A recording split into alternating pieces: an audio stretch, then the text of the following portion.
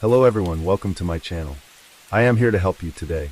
I know you use this video to fall asleep, so before that, like the video and subscribe to the channel.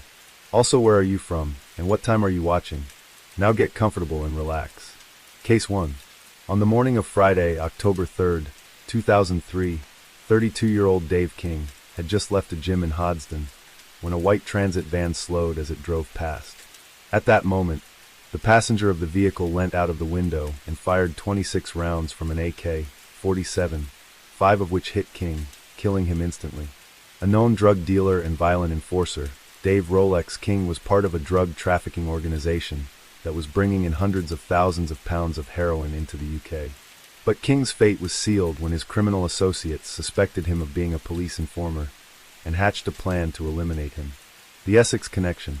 During the 1990s, a small group of criminals ruled the drug scene around Essex and East London, flooding the streets and nightclubs with ecstasy and cocaine. This operation was run by 3 drug dealers, Tony Tucker, Pat Tate and Craig Rolfe, known collectively as the Essex Boys.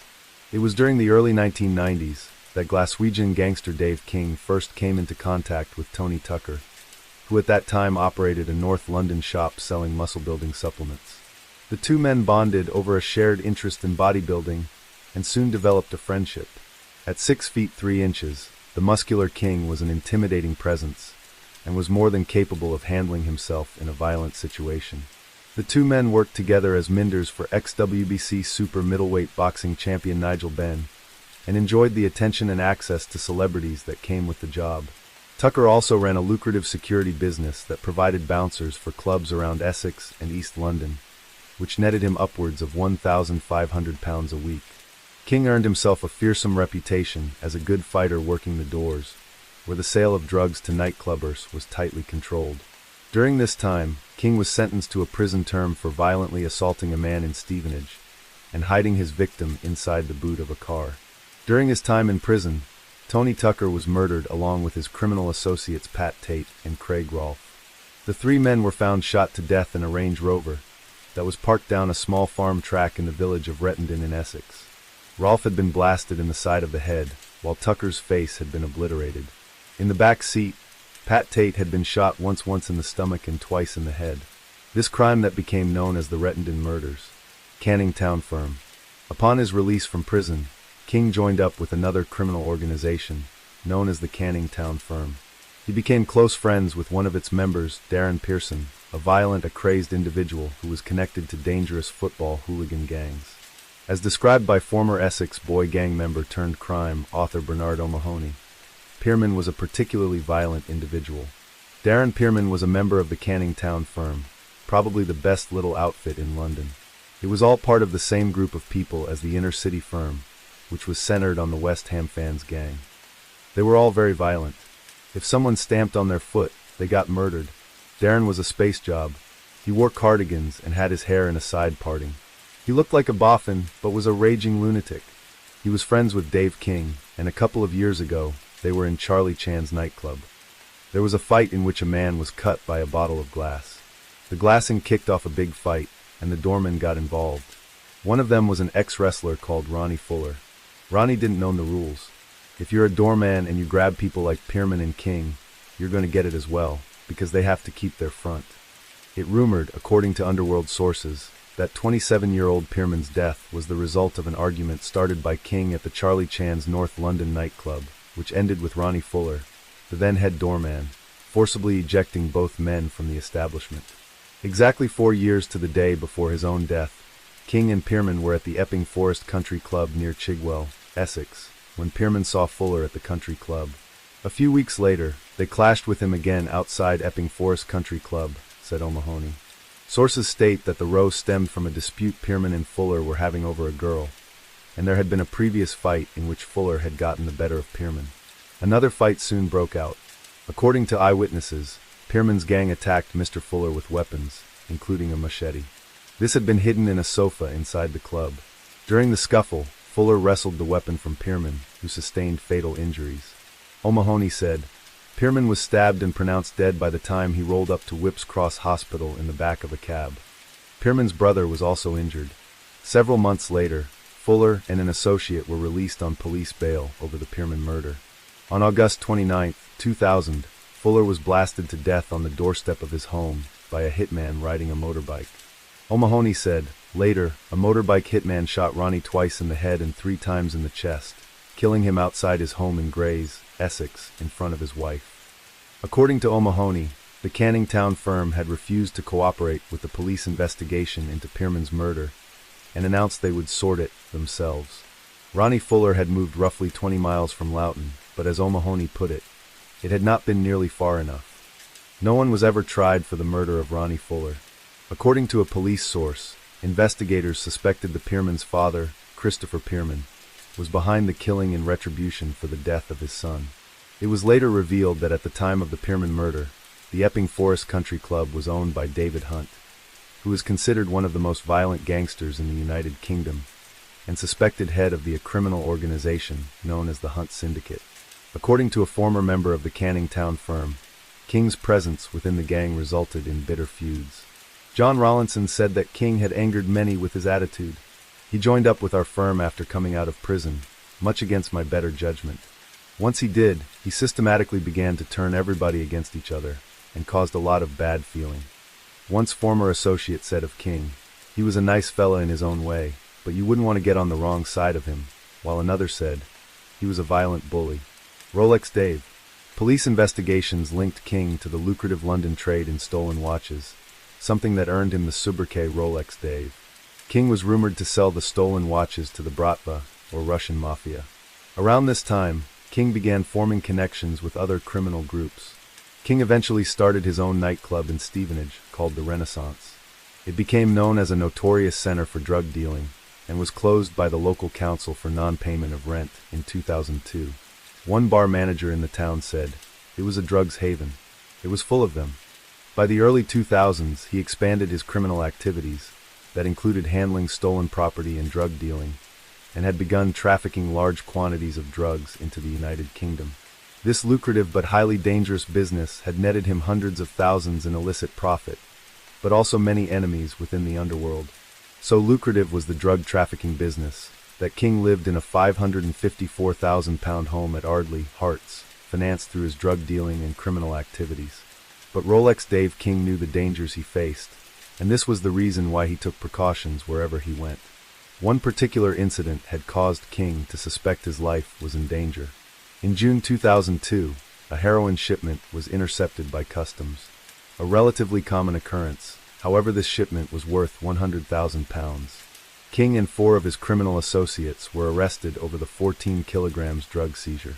All 5 were charged with drug offenses, however proceedings against King, by then a father of 2, were dropped at an early stage. This prompted one of his co-defendants to shout in court that he was a grass, and soon caused a fallout within the criminal gang. His gangland associates had been harboring fears for some months that their firm had been infiltrated by a police or customs grass, and the ease with which King had got off pointed the finger towards him, said Detective Inspector Paul Maggie of Essex Police. D.I. Maggie said, "This is a tit-for-tat killing. King knew he had a problem, that there was a threat to his life." King took a contract out on Sharma. David Sharma, a one-time friend of King from North London, was so frightened of 6 feet 3 inches, 18 SD King, that he fled to Caen in the south of France, and went into hiding under a false identity. When 2 of the other men arrested in the drug seizure along with King and Sharma, Roger Vincent and David Smith, heard about the threat to Sharma, they offered to have King shot in retaliation. Police said that was the motive for King's murder. Vincent from Penn, Bucks, and Smith, who lived in Borehamwood, Herts, contracted armed robber Dean Spencer from Manchester to carry out the hit. 31-year-old Smith armed himself with a Webley .38 pistol, loaded with 5 bullets, and went with another man to King's Stevenage home on September 22, 2003. They became convinced King was waiting for them, and knew his reputation for ruthlessness along with his powerful physique as a bodybuilder that earned him the nickname Muscles. As they suspected, King had been forewarned about a possible threat to his, and was with minder Ian Crocker. During this time, he had also taken to wearing a bulletproof vest. Outside King's home, the 4 men were locked in a standoff before Spencer lost his nerve and fled. Having pulled out of the deal, Roger Vincent became violent when he found he would have to do the job himself. Spencer was later arrested for committing an armed robbery, and under questioning told detectives about the murder plot against King. During his later trial at Luton Crown Court, it was learned he told investigators, "When I saw how big he was and wearing that bulletproof vest, I knew my little gun would be useless against him." The assassination. When Vincent, a 33-year-old gangland debt collector and fixer, heard that Spencer had bottled out, he decided to take matters into his own hands. He enlisted the help of 33-year-old David Smith, who was to act as his driver and also assist with the murder. Aware that King knew about the murder plot against him, and that he routinely took to wearing a bulletproof vest, the two men got a Hungarian-made Kalashnikov AKS-47 machine gun and loaded it with full metal jacket, armor-piercing bullets. The AKS-47, an AK-47 with a folding metal stock, is issued mainly to paratroopers and members of elite special forces. The detailed planning that followed was conducted over mobile phones, and evidence from bills was used by the police to piece together the movements and motives of the main players. With forensic evidence left by the killer, CCTV recordings, descriptions of the suspects from witnesses, surveillance and recording of conversations, police were able to put together a profile of the murder, which was later presented to the court at the trial of Vincent and Smith. Vincent and Smith used a stolen white transit van and a stolen Mercedes as getaway cars, and proceeded to stalk King until they saw their chance to kill him. This came on October 3, 2003, when Dave King left the Physical Limits Gym in Brewery Road, Hoddesdon, Hertfordshire, in the company of his bodyguard, Ian Crocker. As the two men walked outside, a white van, driven by Smith, pulled up alongside King. In that moment, he must have realized what was about to happen. Sitting in the passenger seat, Vincent opened fire on King with an AK-47 Kalashnikov assault rifle, discharging at least 26 rounds of armor-piercing ammunition. In what was described in court as a classic drive-by assassination, King was struck at close range by 5 rounds from the 3-second burst that hit him in the chest, arm, and leg. He died instantly. Other rounds peppered King's car, others his friend Ian Crocker, and others were later found in the walls of the gym. Dead Ince Maggie said, "Some of the bullets that hit the gym went through the wall and into the gym." It was the first time that weapon was used in Britain in automatic mode. The killers then made their getaway, torching the vehicles to cover their tracks. The investigation. However, the killers failed to adequately discard of crucial evidence linking them to the crime. Close to the burnout van, police found a discarded plastic glove. Inside was a palm print of David Smith. The day following the murder, a couple were walking beside Braid-on-Water at Great Yarmouth on the Norfolk Broads. Suddenly they spotted a man hurling a red sports bag into the water, before hurriedly running away. The walkers retrieved the holdall, and inside found it contained an AKS-47 assault rifle and spare rounds of ammunition. Police were able to prove the gun, which had previously belonged to the Hungarian prison authorities, was the same one used to kill Dave King. Further evidence was recovered from the murder weapon. On the lip of the curved ammunition clip they found a trace of Smith's DNA. Meanwhile, on a towel in the same bag, forensic officers found saliva DNA from Vincent, definitively linking him to the crime. Yet further evidence was uncovered on another towel that was found to contain fibers from a unique jute rug, which was at a flat used by Vincent. CCTV footage recovered by investigators placed Smith, wearing a distinctive hat, at a filling station in Hoddesdon. Mobile phones transmissions from Hoddesdon to King analyzed by police minutes after the shooting indicated that Vincent and Smith had called David Sharma to tell him they had murdered King. Sharma, who was wanted for his involvement in the King slaying, disappeared and was being actively hunted across Europe by Interpol. A fourth man, 38-year-old Julian Elfies, 38, from High Wycombe, Bucks, was convicted of assisting an offender, when it was proved he had helped Vincent lie low after the shooting. Arrested shortly after the killing, Vincent boasted to detectives under questioning that he made £250,000 in cash every year from a string of clubs he controls in the east of England. Vincent, who drove a £100,000 convertible Aston Martin DB7, was charged with King's murder. Assets worth £1.6 million were frozen by court order on the grounds that his funds were linked to drug trafficking and money laundering. The assets included his house in Hertfordshire, £1 million property in London, and £7,500 in 4 bank accounts. A detective said, "Whenever we talked to anyone in the underworld about Vincent, we discovered people were terrified of him.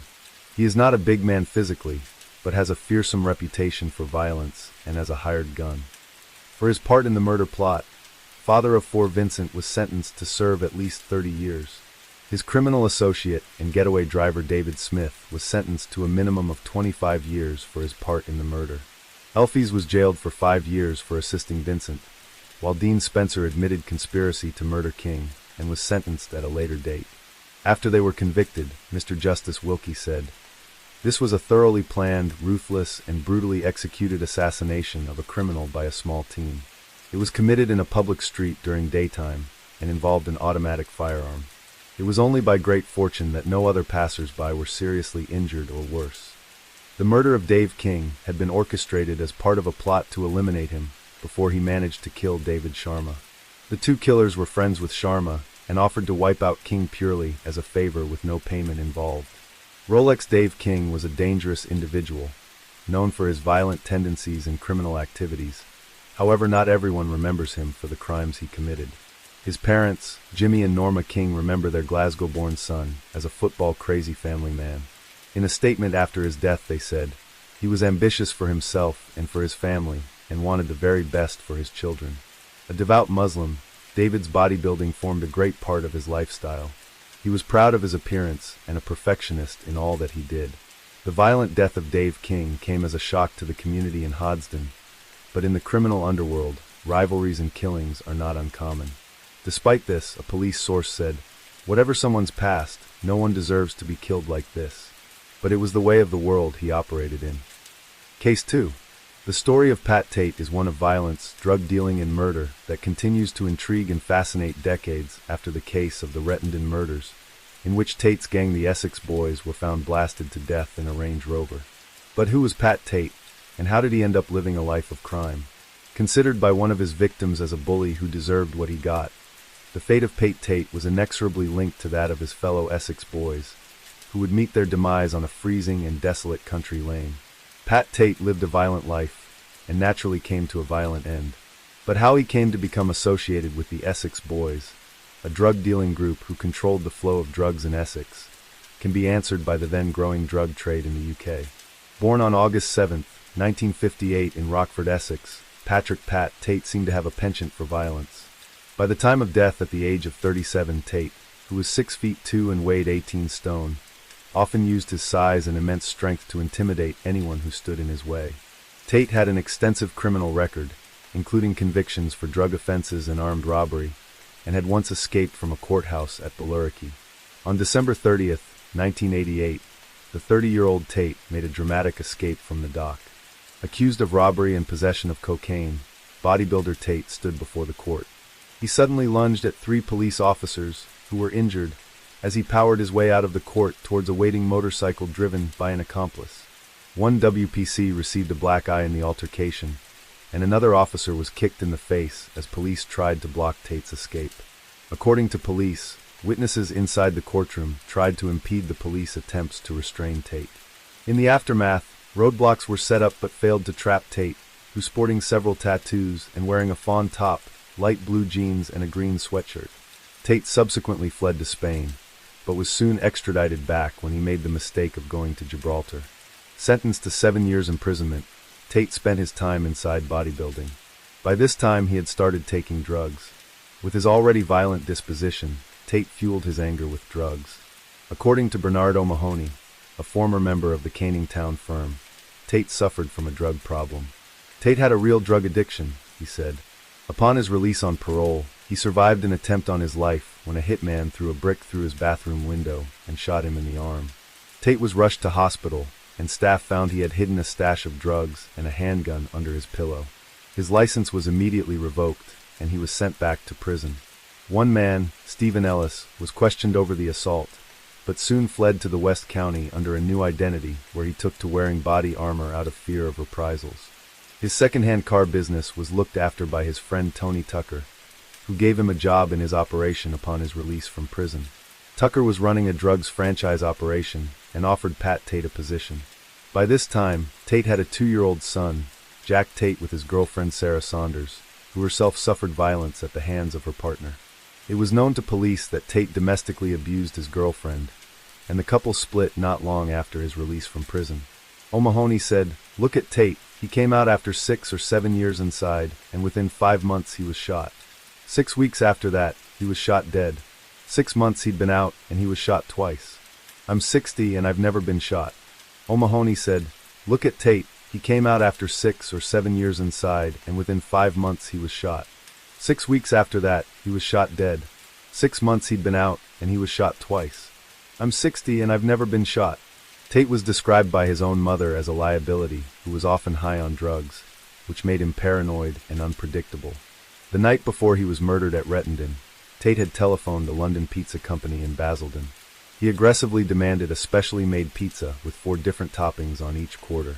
The manager, 21-year-old Roger Ryle, was busy and annoyed by the caller's attitude and so promptly hung up. Within minutes, Tate turned up at the store. There he picked up the till and smashed it against the wall, then punched Ryle and smashed his head into a glass plate on the sink of the bathroom.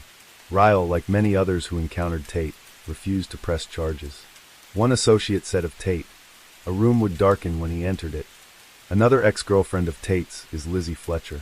She provided statements about Tate's behavior on the evening before his murder, offering insights into his activities and state of mind during that time. On the morning of December 7, 1995, Ken Jiggins and his friend, Farmer Peter Theobald, came across a metallic blue Range Rover, parked in front of a locked gate on Workhouse Lane in the small village of Rettendon, Essex.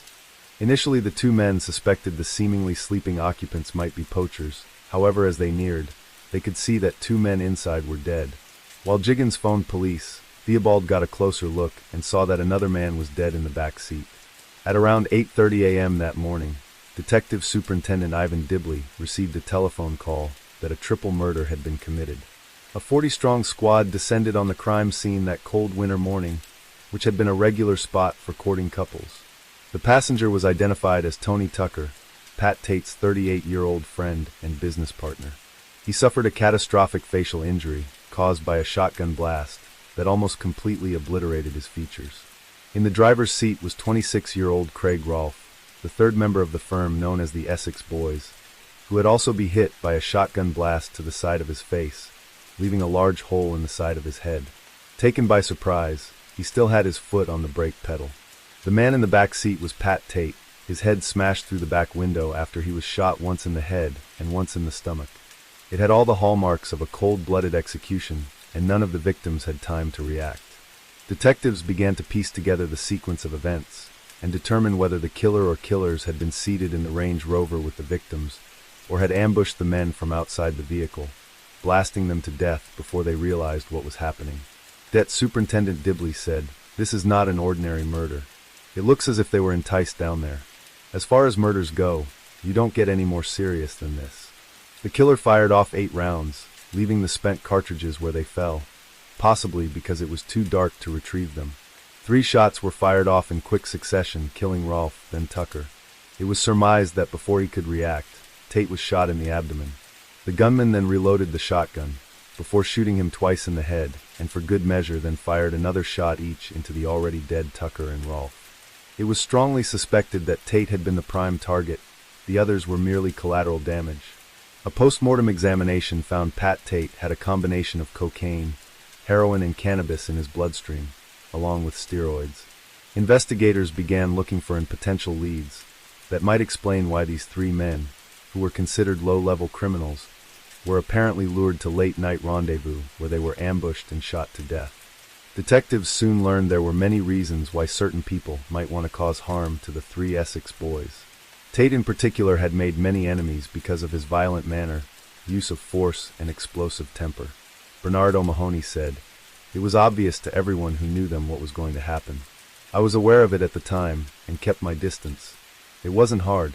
Several instances, in the months and years leading up to the Rettendon murders, were possible contributors to their deaths." Pat Tate and the Essex boys were suspected in the death of 28-year-old Kevin Whitaker, who died from an apparent drug overdose in November 1994. Whitaker was apparently murdered because of an alleged drug debt, and Tate's mother said her son told her this when she visited him in hospital after he was shot. Whitaker was found on November 17, 1994, 30 hours after going missing, his body dumped by the roadside. First indications were he died from an apparent drug overdose. It was Pat Tate's mother who began to make allegations, claiming that Tucker and Rolfe had injected Whitaker with a drug that caused his death. Marie Tate strongly believes her son was the innocent party in the crime, and that Whitaker's friends had taken revenge by killing her son and his criminal associates. However, detectives were certain it had no connection to their own murders at Workhouse Lane. Another death associated with the Essex boys was that of 18-year-old Leah Betts. The teenager, a schoolgirl from Latchington in Essex, was admitted to hospital on November 11, 1995 after falling into a coma. This occurred 1 month before the murders at Rettendon. It was found she had 4 hours previously taken an ecstasy, MDMA, tablet, and then drank approximately 7 liters of water during a 90-minute period. 5 days later she died after her life support machine was switched off. Her death was used in the British media as an example of the dangers of illegal drugs, and ecstasy in particular, something that had become common in nightclubs in Essex. In response, Essex police launched a large inquiry to locate the suppliers of the tablet Leah Betts had taken. They were able to pinpoint Raquel's club as the venue where it was bought. The subsequent investigation cost roughly £300,000. This inquiry resulted in the arrest of 4 of Leah's friends who had been present at the house. It has been suggested that Tony Tucker and Pat Tate's gang controlled the supply of ecstasy in the Basildon nightclub where the tablet had been bought. This led to the theory that the murders of the Rettendon drug dealers were revenge for the death of Leah Betts. In May 1996, a break in the case was made when 3 men were arrested during a police and customs drugs operation. 52-year-old Michael Steele, 33-year-old Jack Hooms, and a 3rd man were arrested and held on suspicion of importing drugs. These 3 men were soon linked to the Rettendon murders of Pat Tate, Tucker, and Rolfe. Facing a murder charge, one of the men, Darren Nichols, started to confess the role he played in their deaths. Nichols claimed to have met Steele, Hooms, and Tate a few years earlier while serving a prison sentence for distributing counterfeit currency at Hollesley Bay Prison in Suffolk. Upon his release, Nichols joined Steele's smuggling organization, making trips to Amsterdam. Michael Steele was considered a sophisticated Essex drug smuggler, and in November 1995, he supplied a consignment of cannabis with a street value of around £350,000 to Tate, Tucker, and Rolfe. This is considered the catalyst for the subsequent Rettendon murders. It turns out the quality of the drugs were so poor that Steele agreed to take back the cannabis and return a deposit of around £70,000. The money was paid, but Tate denied getting it and also failed to return 1/3 of the drugs haul. When Steele protested, Tate threatened to shoot him after making him beg on his knees. A furious Tate boasted he would kill the smuggler in revenge for the incident, and Steele, who had developed a close relationship with Tate's ex-girlfriend, who told him of the threats and caused him to make the first move. 6 weeks before the murders, Steele contacted Nichols and asked him to get him a gun. Shortly after, Pat Tate, Tucker, and Rolfe were invited to look at the farmer's field where, as part of their smuggling operation, the alleged drug plane would land. Nichols told police what happened next. As Rolfe's Range Rover approached the locked gate at the bottom of Workhouse Lane, Steele jumped out to open it. At the same moment, Jack Hooms, known as Steele's right-hand man, leant in with a pump-action shotgun and began blasting the 3 men inside. Moments later, Nichols was called by Hooms, asking to pick them up. As the 2 men got into the back of his car, he noticed they were spattered in blood and realized what had happened. Steele apparently said, "They want fuck with us again." When Pat Tate was found blasted to death alongside his fellow Essex boys, Tony Tucker and Craig Rolfe, arrangements were made by his family to lay him to rest.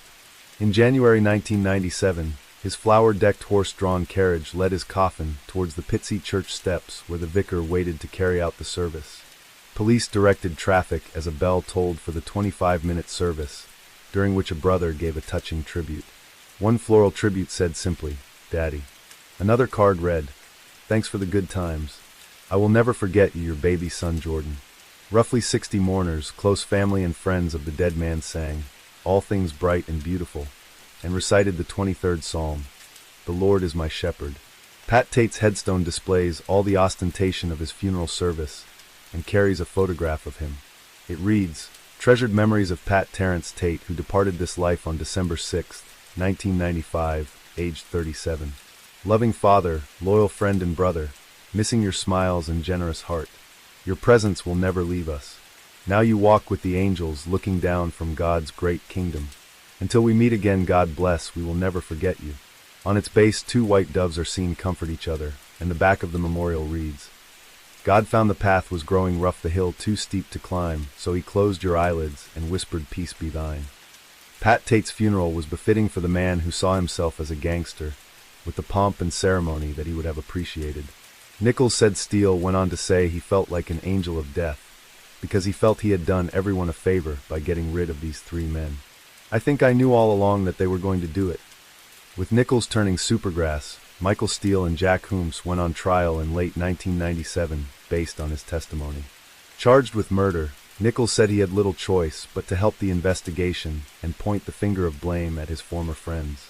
The trial lasted 4.5 months, and the court proceedings were believed to have cost well over £1 million. Hooms and Steele's lawyers claimed Nichols had fabricated his story. On January 20th, 1998, the jury started deliberation for 4.5 days. When they returned, guilty verdicts for both defendants were handed down. The weight of evidence had been mobile phone records used to corroborate the informant's testimony, the reliability of which were raised afterwards. Michael Steele and Jack Hooms were convicted of the 3 murders and given triple life sentences.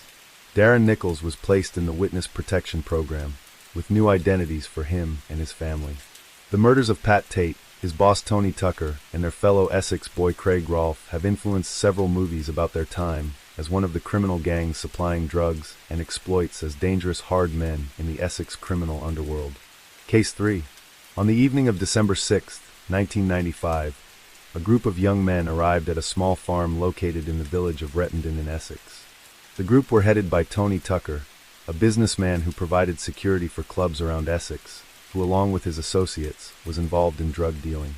By the morning, all 3 would be dead, blasted to death inside their Range Rover in what would become known as the Rettendon murders. The investigation into Tucker's death, and those of his fellow Essex boys, as the group were known, would take many years before a supergrass came forward with information on what happened that fateful night, and why the 3 men were murdered. After the conviction of the killers, doubt still lingers over who exactly pulled the trigger. Little is known of Tucker's early life and childhood.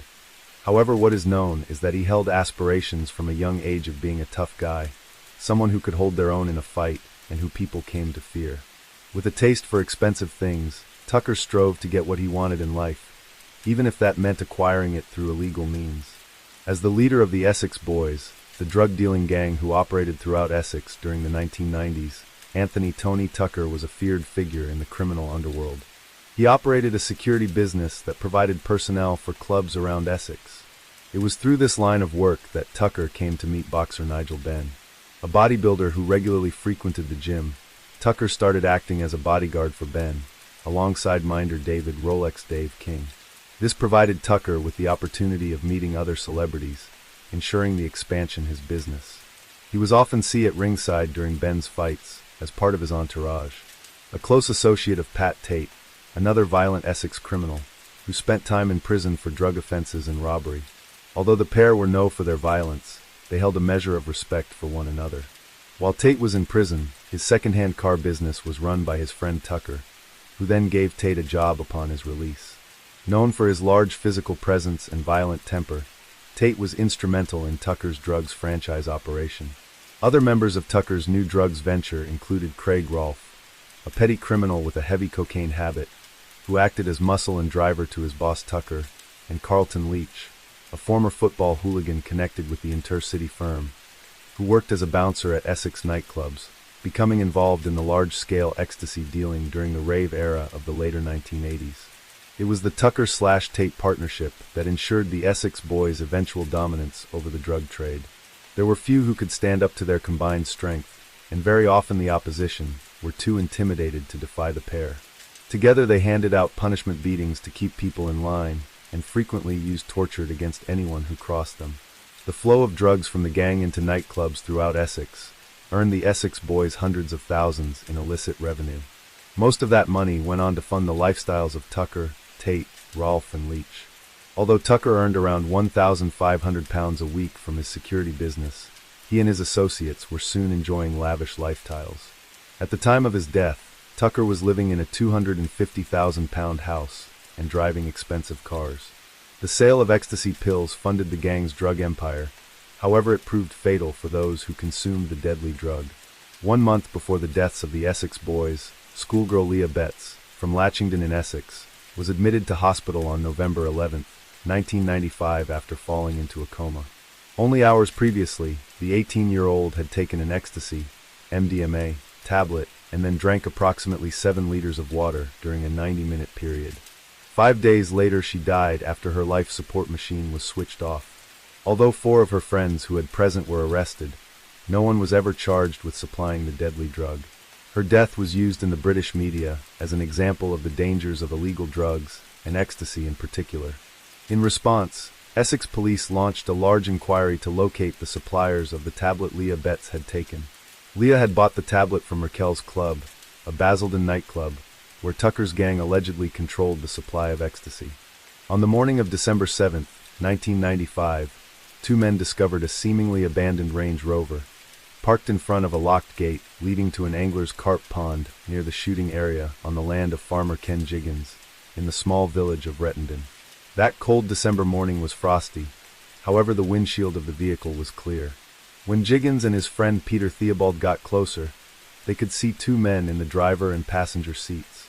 Thinking the men were asleep, they went to inspect and found the 2 men, and a third in the back seat, all dead. The 2 men called police, who arrived shortly to seal off the crime scene and preserve evidence. Detective Superintendent Ivan Dibley was soon on the scene, and the task of identifying the 3 men was the top priority. Each of the victims had been shot twice in the head with what appeared to be a 3-round pump-action 12-bore shotgun. The passenger had suffered a particularly brutal shot to the side of the face, while the passenger had received a direct hit to the back of the head, which obliterated the lower half of his face. The passenger was soon identified as 38-year-old Tony Tucker, while the other 2 were found to be 26-year-old Craig Rolfe in the driver's seat and 37-year-old Pat Tate in the back seat, who had suffered a shot to the stomach before being hit twice in the head. Police knew each of the victims as local hardmen and small-time gangsters. All 3 were known drug dealers with criminal records, who used their physical strength to intimidate and cause fear to their enemies. And these men had many enemies in their line of work. For all intents and purposes, it appeared to be a gangland reprisal. Det Superintendent Dibley said, "This is not an ordinary murder. It looks as if they were enticed down there. As far as murders go, you don't get any more serious than this." The killer fired off 8 rounds, leaving the spent cartridges where they fell, possibly because it was too dark to retrieve them.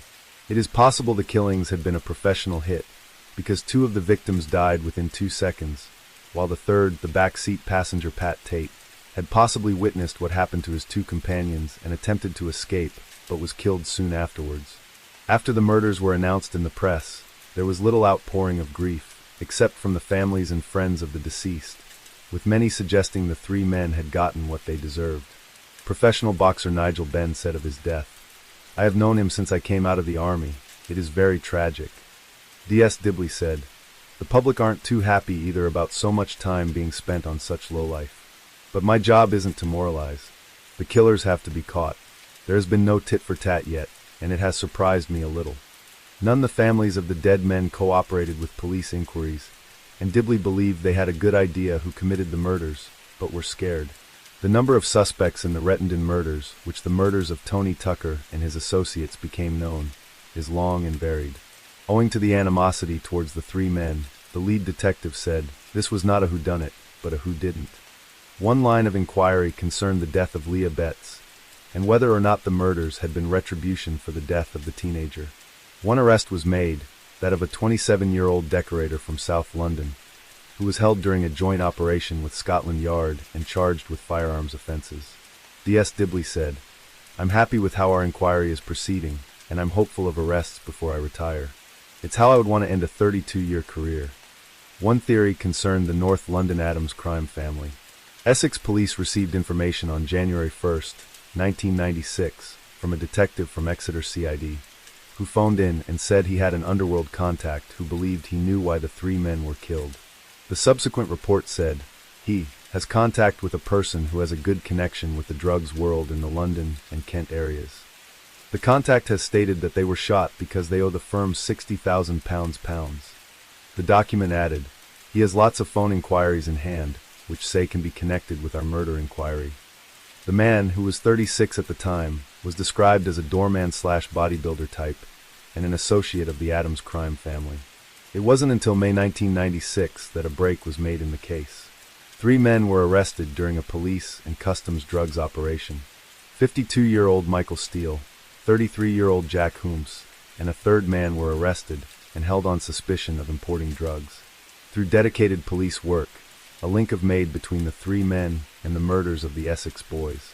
Facing a murder charge, the third man, convicted fraudster Darren Nichols, began confessing to police his role in the murders. He claimed to have met Steele, Hooms and Tate a few years earlier while serving a prison sentence for distributing counterfeit currency at Hollesley Bay Prison in Suffolk. Upon his release, Nichols joined Steele's smuggling organization, making trips to Amsterdam. While there, Nichols purchased hundreds of kilos of cannabis on behalf of Steele and Hooms, which he then drove to the Belgian coast. From there he would meet up with Steele's speedboat, and the drugs were then taken across the channel and deposited on the Essex coast, where they would be distributed later. The mastermind of this operation, Mick Steele, was described as a sophisticated Essex drug smuggler. He soon became involved with the Essex boys. In November 1995, he supplied a consignment of cannabis with a street value of around £350,000 to Tate, Tucker, and Rolfe. But the quality was so poor that Steele agreed to take back the cannabis and return a deposit of around £70,000. The money was subsequently paid. However, Tate denied getting it and also failed to return 1/3 of the drugs haul. When Steele protested, Tate threatened to shoot him after making him beg on his knees. Animosity had already developed between the 2 men after Steele had started a close relationship with Tate's ex-girlfriend. A furious Tate boasted he would kill the smuggler in revenge, and when Steele heard of the threats and decided to make the first move. On the pretense of making amends, Steele offered Tate a share in a lucrative cocaine deal he was involved in with his friend Jack Hooms. But Steele was secretly plotting the Essex boys' demise. 6 weeks before the murders, Steele contacted Nichols and asked him to get him a gun. He said Jack had a couple, but they didn't want to use those, and so Nichols said he asked a few people but failed to come up with anything. Tate, Tucker, and Rolfe were invited to look at the farmer's field where the alleged drug plane would land. Nichols went on to claim that when Rolfe's Range Rover approached the locked gate at the designated spot, located at the bottom of Workhouse Lane, Steele jumped out to open it. At the same moment, Jack Hooms, who acted as Steele's right-hand man, leaned in with a pump-action shotgun and began blasting the 3 men inside.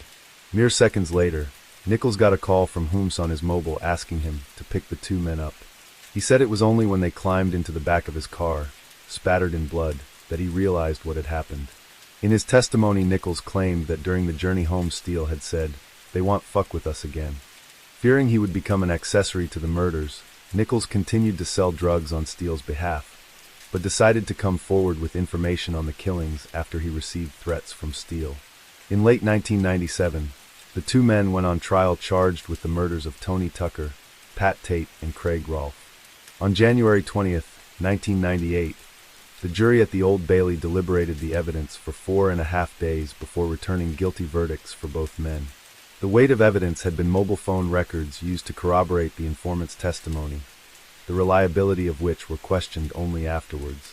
Mick Steele and Jack Hooms were given triple life sentences. Darren Nichols was placed in the Witness Protection Program, given a new identity along with his family.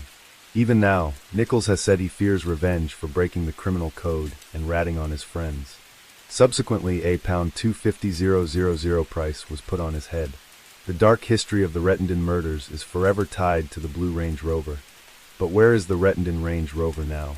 Nearly 3 decades after the Rettendon murders, the infamous Blue Range Rover, where Pat Tate, Tony Tucker, and Craig Rolfe were executed, has resurfaced in the hands of a private collector.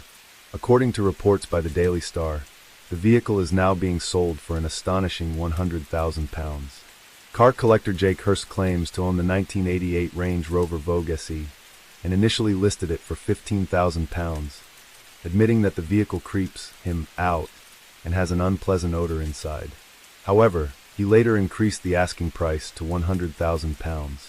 The vehicle, which was released by police in 1998 and has changed hands multiple times since, is currently listed as off-road, with its last MOT expiring in 2009.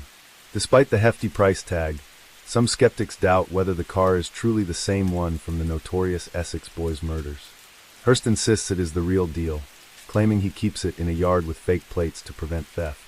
Whether authentic or not, the vehicle remains a macabre piece of British crime history. Early in the investigation, London-based gangster Billy Jasper admitted to detectives he was the real killer's getaway driver. When he was arrested for armed robbery, he confessed to Met detectives that he was given £5,000 to drive a hitman, referred to only as Mr. D, to the murder scene. Jasper even gave evidence at the trial, asserting he was the real getaway driver, but was prevented by the judge from giving any names. The real mastermind behind the Rettendon murders was, according to Jasper, money launderer Patsy Bolt Eyes Clark, who laundered money from the infamous Brinks-Mat robbery, carried out in November 1983, during which £26 million worth of gold bullion, diamonds and cash was stolen from a warehouse operated by Brinks-Mat. One of those arrested over the heist was Patsy Clark, who in 1992 was jailed for 6 years for helping to launder £4.2 million of the proceeds from the Brinks-Mat robbery. According to Jasper, it was Clark who ordered the murder of Tony Tucker. Met Police DCI Dave McKelvey said they had the name of a major criminal, said to be behind the murder, the gunman, a credible motive and intelligence linking Tucker and money from the robbery. However, this line of inquiry was never seriously considered by investigators. DCI McKelvey added, they also had the account of a man claiming to be the getaway driver, but chose to dismiss what he said because it did not fit with their theory about Whomson Steele. Patsy Clark, a former scrap dealer and nightclub owner, was never questioned by police. Case 4. Craig Rolfe, a name synonymous with the infamous Essex Boys gang, remains an intriguing figure of mystery in the annals of British true crime. His life, marred by criminal activities and a violent end, paints a picture of the darker side of Essex's underworld in the mid-1990s. This article delves into the life of Craig Rolfe, exploring his rise in the criminal world and his crucial role in the Essex Boys drug gang. Craig Rolfe's notoriety in the criminal underworld is largely due to his involvement with the Essex Boys drug gang. This gang, known for its ruthless approach and control over the drug trade in Essex, saw Rolfe rise as a significant and important member of the gang. His activities were not limited to drug dealing, but included a range of criminal activities, earning him a reputation as a well-known figure in the Essex criminal underworld.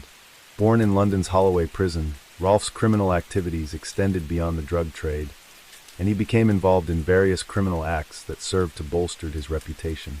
While detailed records of his crimes are limited, it is known that his influence in Essex's criminal underworld was substantial. His dealings often put him in the crosshairs of police attention, yet he always managed to evade significant legal repercussions for most of his criminal career. While much of Craig Rolfe's life was shrouded in the activities of the Essex Boys gang, there was another, more personal side to him. His relationship with Donna Jaggers, his long-term girlfriend, and their child, whom he left behind, reveals a different aspect of Rolfe. Donna Jaggers, who had been in a relationship with Rolfe for 7 years, was the mother of his child, just 6 years old at the time of the murders.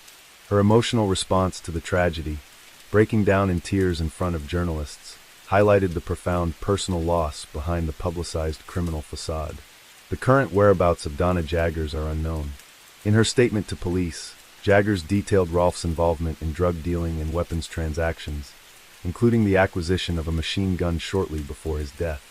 After the murders, she discovered the gun in a holdall and eventually turned it over to authorities. Beyond her statement, little is publicly known about her life after the events surrounding the case. I am the girlfriend of Craig Rolfe and have known him for 15 years. We first met when I moved to Basildon with my parents. I started going out with Craig when I was 18, but that was quite a casual relationship. In 000088, just after my 19th birthday, we started a serious relationship, and soon after that I moved in with his parents at Basildon. I fell pregnant, and in 001289, I gave birth to our daughter Georgie. We had moved into a hostel, and were then given 105 spurriers laid on. During this time Craig was working on building sites doing dry lining. We then moved to 21 Bardfield, Vange, but I cannot be sure of dates or when this was. In 000394 Craig bought 8, Calshot Avenue, Chafford 100 Grays. The house at Bardfield was in my name, and I managed to swap this house through the council for my current address. The neighbors at Bardfield were very nosy, and I wanted to avoid problems due to the fact that I only went back there once a week to collect mail, etc. I took my current address with a view to buying it and then renting it out. My relationship with Craig was strong. He trusted me and told me most things that he was up to. In 000595, I had had enough of the drugs. He was using them himself and involved with them in dealing. I moved out of the Calshots address and went to my current address. After about 3 weeks, Craig came back and told me that he was going to make an effort to kick his drug habit. I knew instinctively that he meant this, and we went away on holiday to the Norfolk Broads for a week. When we came back, he had one lapse but stuck to it. Most weekends Craig used to go out, and I knew that he took smaller amounts of cocaine and used ecstasy, but not on the scale that he had been. I was aware that Craig's associates were Tony Tucker and Patrick Tate. During the mid to end of 001195, I was aware that they had something going on which, at this time, I am not willing to discuss. Craig told me that he was going to pick up a machine gun with a silencer and ammunition for their business. He told me that it was coming from a man I know as Mad Mick, who comes from London. I do know that this person is Mick Bowman. I asked Craig how much the gun was going to cost, and he told me that it was being borrowed and was going back to Bowman. About a week after Tony's birthday, which was 171,100, I went with Craig and others, who I do not want to name, to Hollywood's nightclub in Romford. Bowman was supposed to have met us in the Global Net Cafe beforehand, but he didn't turn up. I then met him through Craig in the nightclub. I recall thinking that he wasn't what I had expected. Craig had told me stories about him. He was with a girl who I only know as Debbie. About a week after this, I can be no more precise than this, Craig told me that we were going to meet Mick at the Thurrock Services to collect the gun. I went with Craig in the blue Range Rover, F424NP, to the services, and had something to eat in the Granada premises. I knew that we were supposed to meet Bowman about 1,300 hours, but he was about 10 minutes late. Craig went outside and returned shortly, and told me I was to go outside with them. When I got outside, I saw that Bowman was there with a white VW Corrado car, and there was another male with an old green Vauxhall Cavalier. Bowman was acting very paranoid, and I took it that he was on cocaine, and was acting hyper because of the situation with the gun. I am aware how people behave when they have taken cocaine, and that is how Bowman appeared to me. Bowman was trying to organize how they should drive off to a different location. Craig then suggested we should lead. The Cavalier should go in the middle, and then Bowman at the end. This only took a matter of minutes. Craig and I then got into the Range Rover and drove onto the A13 and traveled along to the Five Bells roundabout. We then came all the way around the Five Bells roundabout, and Craig pulled up onto the Eastern Garage's parking area. The Cavalier parked behind us, and Bowman parked the Coracle behind that.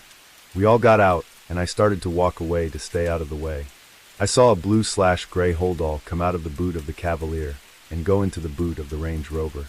The driver of the Cavalier was a small man about 5 feet 6 inches tall, early 20s or early 30s, of thin build. He had short cropped hair and wore glasses. I did not hear him speak. I am unable to say who took the holdall out of the Cavalier, but I believe Craig would probably have put it in the Range Rover, because he was impatient like that. Craig called me back to the car, and I got into the front of the Range Rover. I recall Bowman got into the back of the car and told Craig that he wanted the Range Rover once Craig had finished with it. Bowman then got out of the car, and Craig and I drove off and went to Patrick Tate's bungalow in Gordon Road, Basildon. Craig had told me that Tate had spoken with the garage proprietor at Eastern Garages, a man called Barry Dorman, and told him that he had to buy Bowman's Corrado. I was aware that Bowman was going to stay behind at the garage and speak to Dorman about this. I recall seeing the two men walking towards one another when I was in the Range Rover. When we arrived outside Pat's house, Pat and Tony Tucker were sitting in Anna Whitehead's, Tucker's girlfriend, Suzuki Vitara.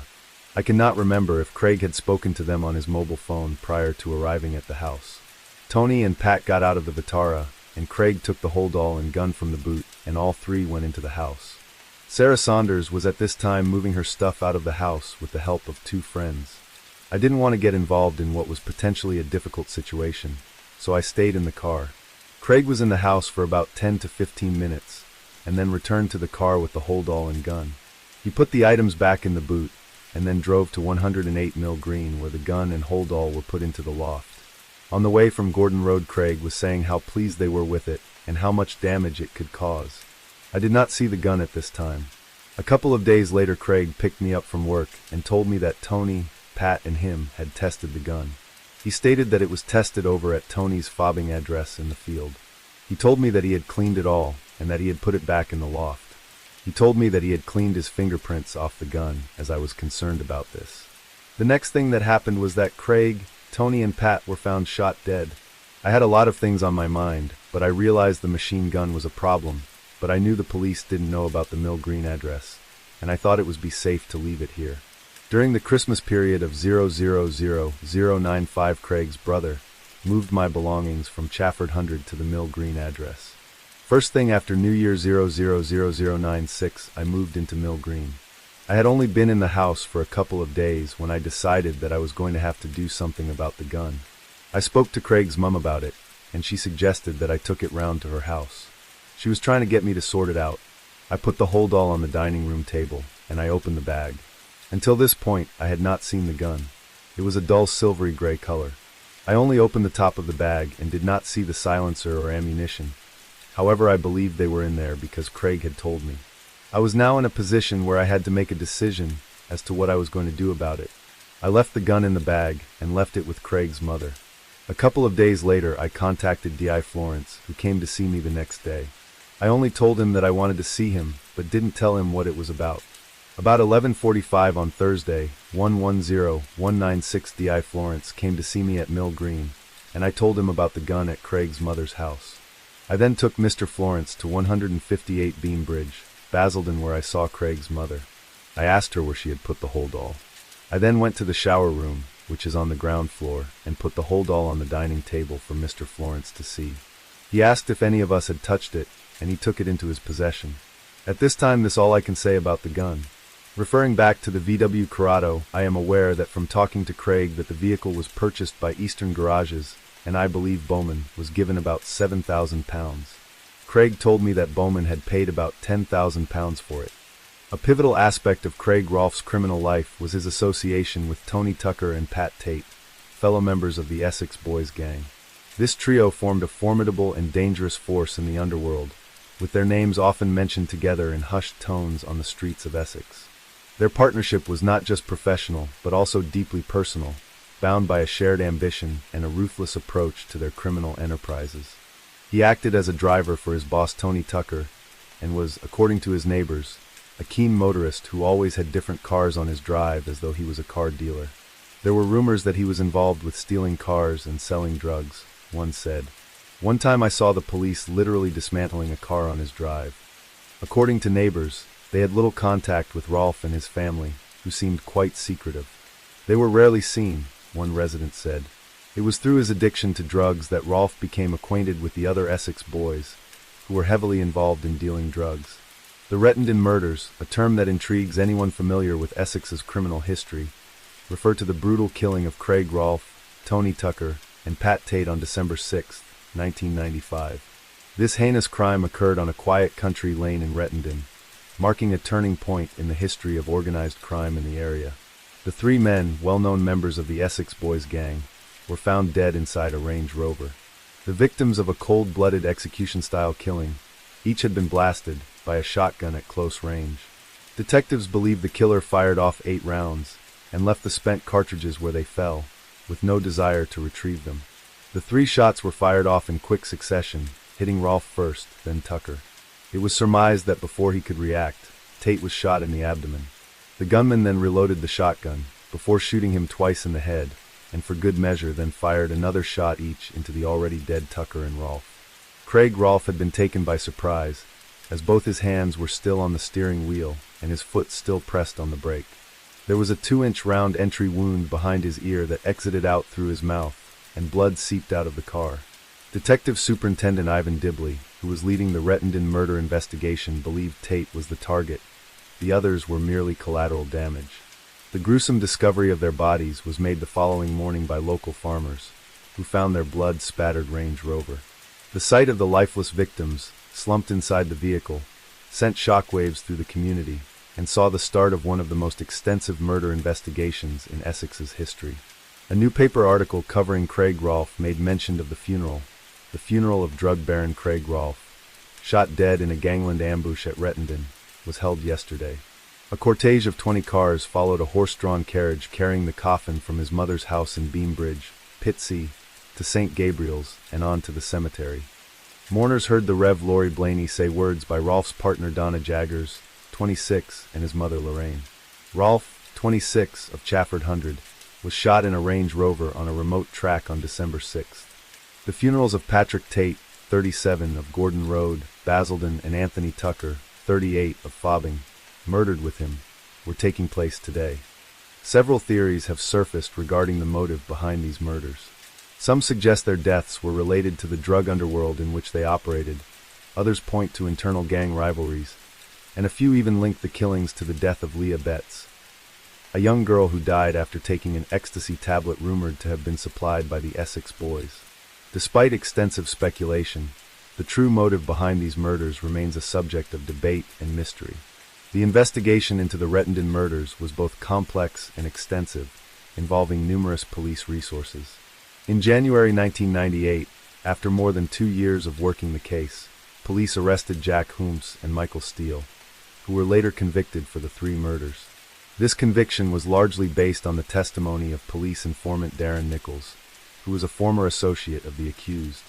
Operation Century, conducted by Essex Police with assistance from the Royal Ulster Constabulary Special Branch, RUC, was a high-stakes sting operation focused on the infamous Rettendon murders involving Craig Rolfe and 2 other members of the Essex Boys gang. Initiated in response to these brutal killings in December 1995, this operation sought to apply pressure on individuals suspected of having knowledge about the murders, in an effort to gather evidence and incriminate the culprits. Tactics and controversies. The operation, however, was marred by controversies and questionable tactics. Essex Police, under the pretext of the renewed Irish Republican bombing campaign, including the 1996 Docklands bombing, employed intimidating and threatening strategies. Undercover officers made harassing phone calls to the suspects and their families, posing as Republican drug runners from Belfast. These calls involved foul language and threats, which in some cases could be construed as death threats. One particularly affected individual was Donna Jaggers, the girlfriend of Craig Rolfe, who was misled to believe that these terror tactics were being employed by Belfast-based Republicans. She turned to Essex Police for assistance, unaware that the police themselves were behind these calls. The impact of these tactics on Jaggers and other victims, already grieving and distraught, was profound and deeply criticized.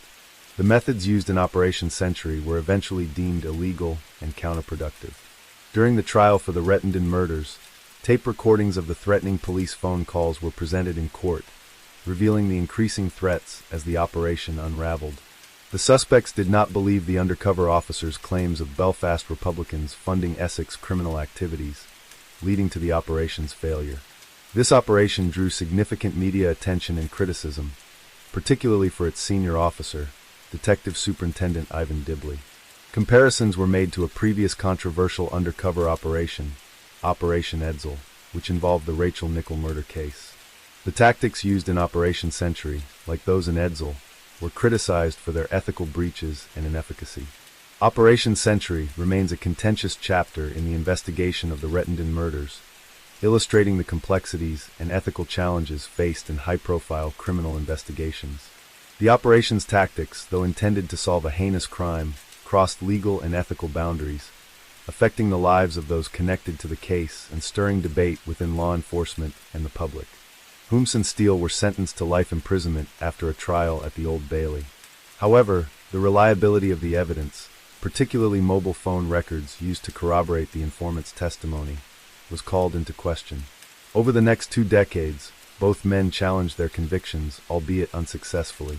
In a significant development, Jack Hooms was released from prison on license in January 2021 after serving 23 years. His sentence was reduced by 2 years in 2018 due to his exemplary conduct while incarcerated. Craig Rolfe's legacy extends beyond his life and the infamous Rettendon murders. His story has inspired several crime dramas and documentaries, reflecting the enduring fascination with the Essex Boys saga. Films like Essex Boys, 2000, Rise of the Foot Soldier, 2007, and Bonded by Blood, 2010, draw inspiration from the events surrounding Rolfe and his associates. These portrayals have kept the memory of the Rettendon murders alive in popular culture, illustrating the ongoing interest in this dark chapter of Essex's history. Craig Rolfe's journey from an obscure figure in Essex to a central character in one of the most notorious crime stories in British history is both compelling and cautionary. His life, marked by criminal exploits and a tragic end, offers a glimpse into the complexities of the criminal underworld. The Rettendon murders, his involvement in the Essex Boys gang, and the impact on his family and community continue to fascinate and horrify in equal measure. Case 5. On November 11, 1995, a young woman named Leah Betts was admitted to hospital for a suspected drug overdose.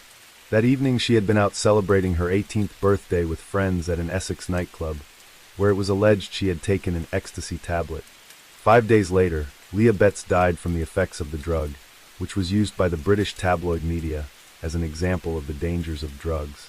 For many young people turning 18, a night out drinking and partying is seen as a rite of passage, that final journey from childhood to adulthood. From that point onwards, they can legally buy items and do things that were once forbidden. For Leah Betts, it was meant to be a happy event, but her celebrations soon turned tragic.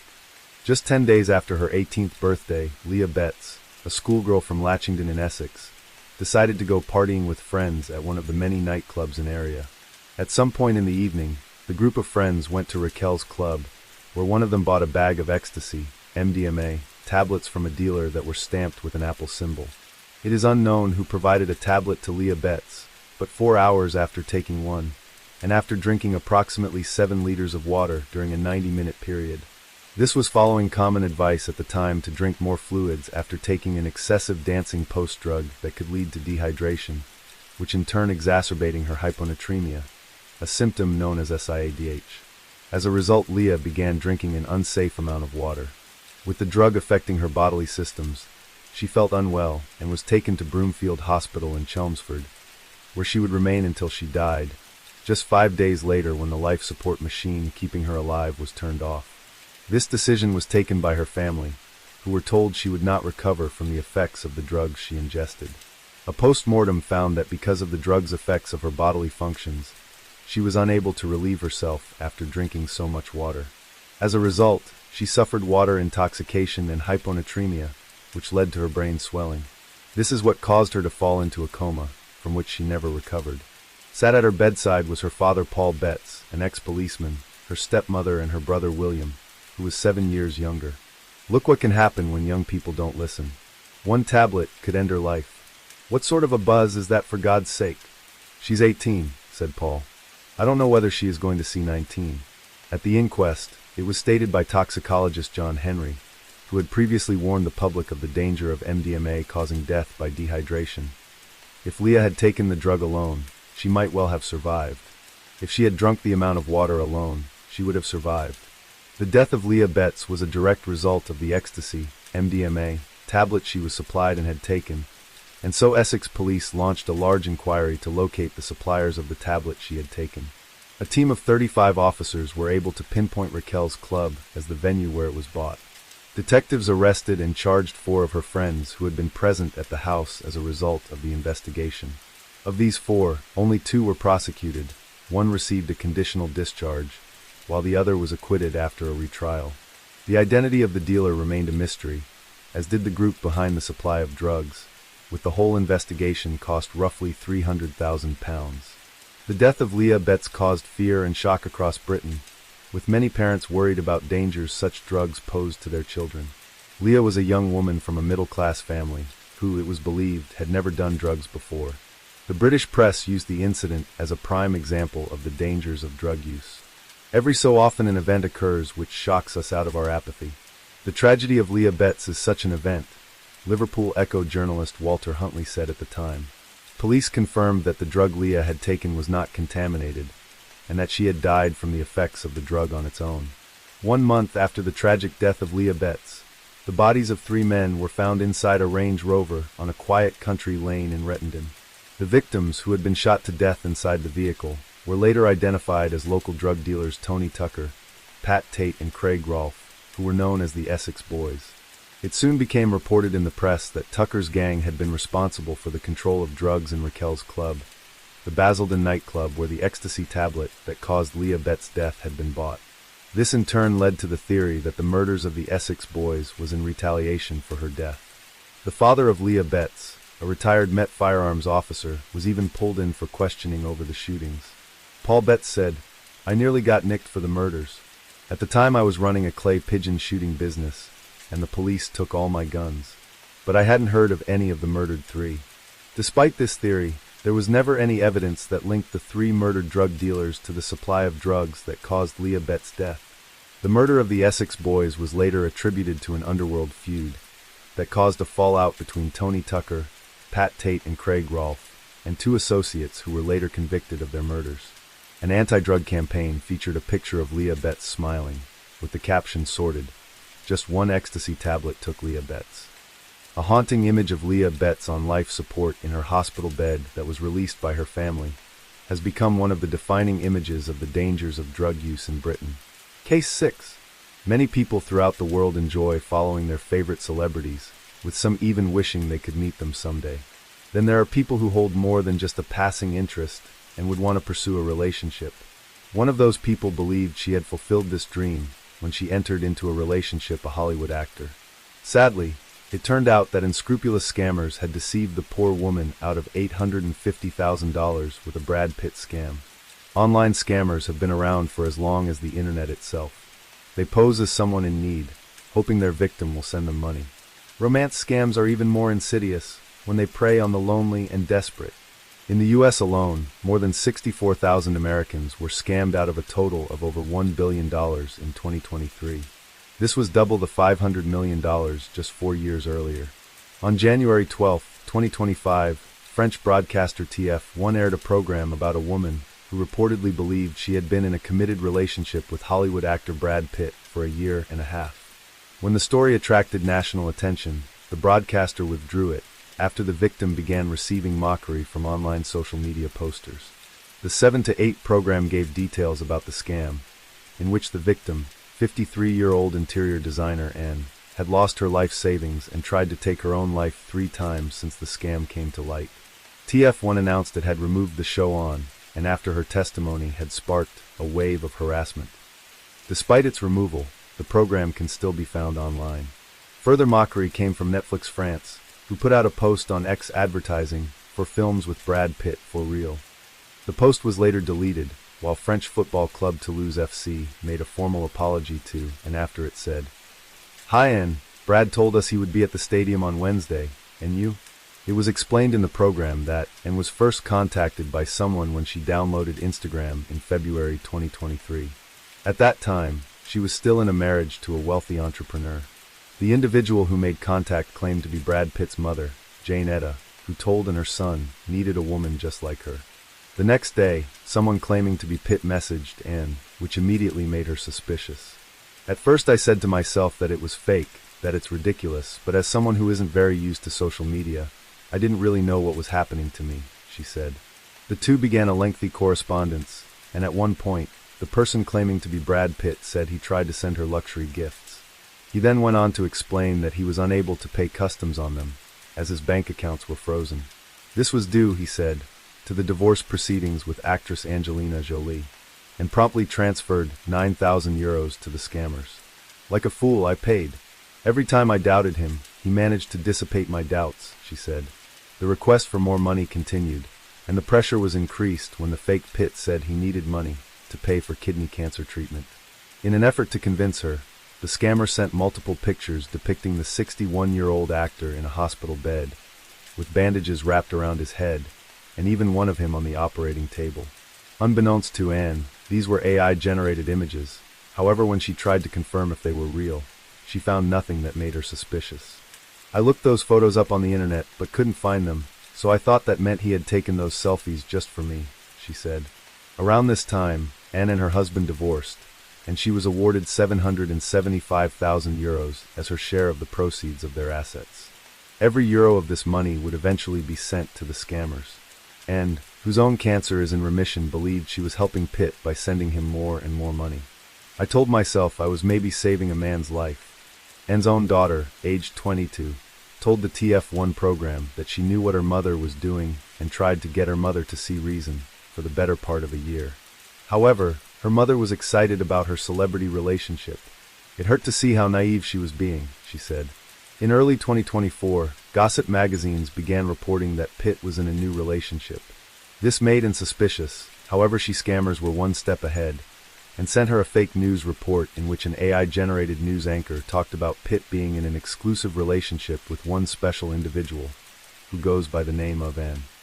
This settled Anne's suspicions for a time. However, on July 4, 2024, it was revealed by People magazine that Brad Pitt was in a relationship with Ines de Ramon, and that things between them were serious. With this, Anne decided to end things with the fake Pitt. By September 2024, a source said that Pitt is very committed to de Ramon. In an effort to get more money from Anne, the scammers attempted to contact her again, this time posing as Special FBI Agent John Smith. However, Anne contacted the police, which prompted an investigation. In total, the scammers had taken $850,000 from Anne. The TF1 program said that Anne had been left broke after the scam, and that she attempted to take her own life on 3 separate occasions, and revealed she was now living with a friend, saying, "My whole life is a small room with some boxes.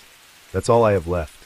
Although she was taken in by the scam, she said that anyone could have fallen for it if they were told words that you never heard from your own husband, adding, "Why was I chosen to be hurt this way? These people deserve hell," a tearful Anne said. "We need to find those scammers. I beg you, please help me find them." When the program aired, Anne hit back at online mockery, explaining in a YouTube interview that TF1 had left out details about her repeated doubts over whether she was talking to the real Brad Pitt. Despite the online backlash and ridicule, some have gone on to support Anne, with one person saying, "I understand the comic effect, but we're talking about a woman in her 50s who got conned by deep fakes and AI, which your parents and grandparents would be incapable to spot." Romance scams can affect anyone, at any age, and thousands of people are conned every year.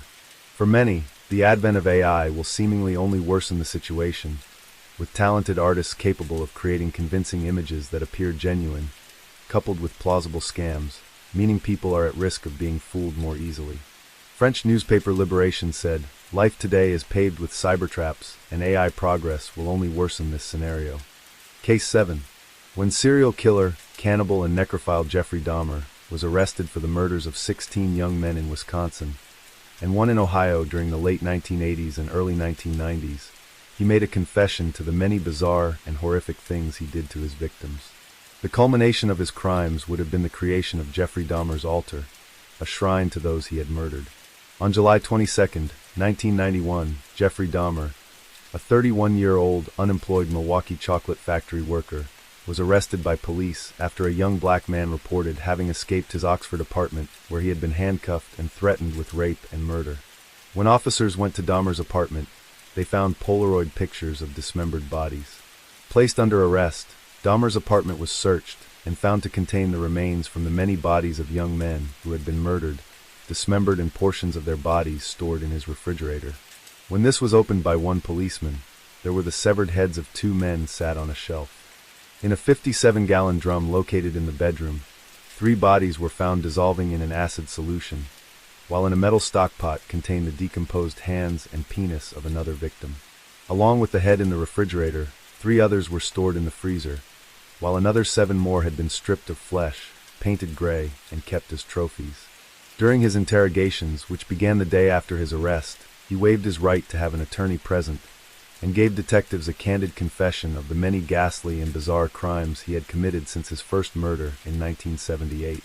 Towards the end of his murder spree, Dahmer was killing at a rate of 1 murder a week.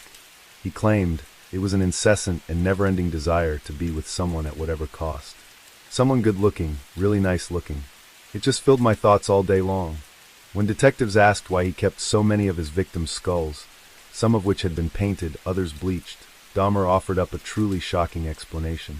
Dahmer stated he had kept so many of his victims' skulls and other body parts because he was in the process of constructing what he referred to as Jeffrey Dahmer's altar, a private shrine of victims' skulls, which he had intended to display on the black table that was located in his living room, and upon which many of his victims' bodies had been photographed upon.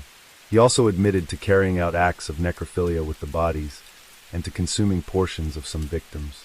When asked why, Dahmer stated, "I suppose, in an odd way, it made me feel they were even more a permanent part of me." After 2 weeks of confessions, Dahmer was charged with 16 counts of first-degree murder. While he was incarcerated awaiting trial, detectives conducted further interviews with Dahmer about his crimes and the strange altar he mentioned in his initial confessions. On November 14, 1991, Jeffrey Dahmer provided investigators and his defense attorney Wendy Petrikis with a hand-drawn sketch of how he intended his altar to appear. On a piece of paper from a yellow legal pad, the crudely drawn diagram consisted of a large black table, upon which was arranged the many skulls of his victims. This would have included the 4 severed heads found in his kitchen, which would have been stripped of flesh, alongside the skulls he had already collected, and an additional future victim's skull. Incense sticks were to be placed at each end of the black table, above which Dahmer intended to place a large blue lamp with extending blue globe lights.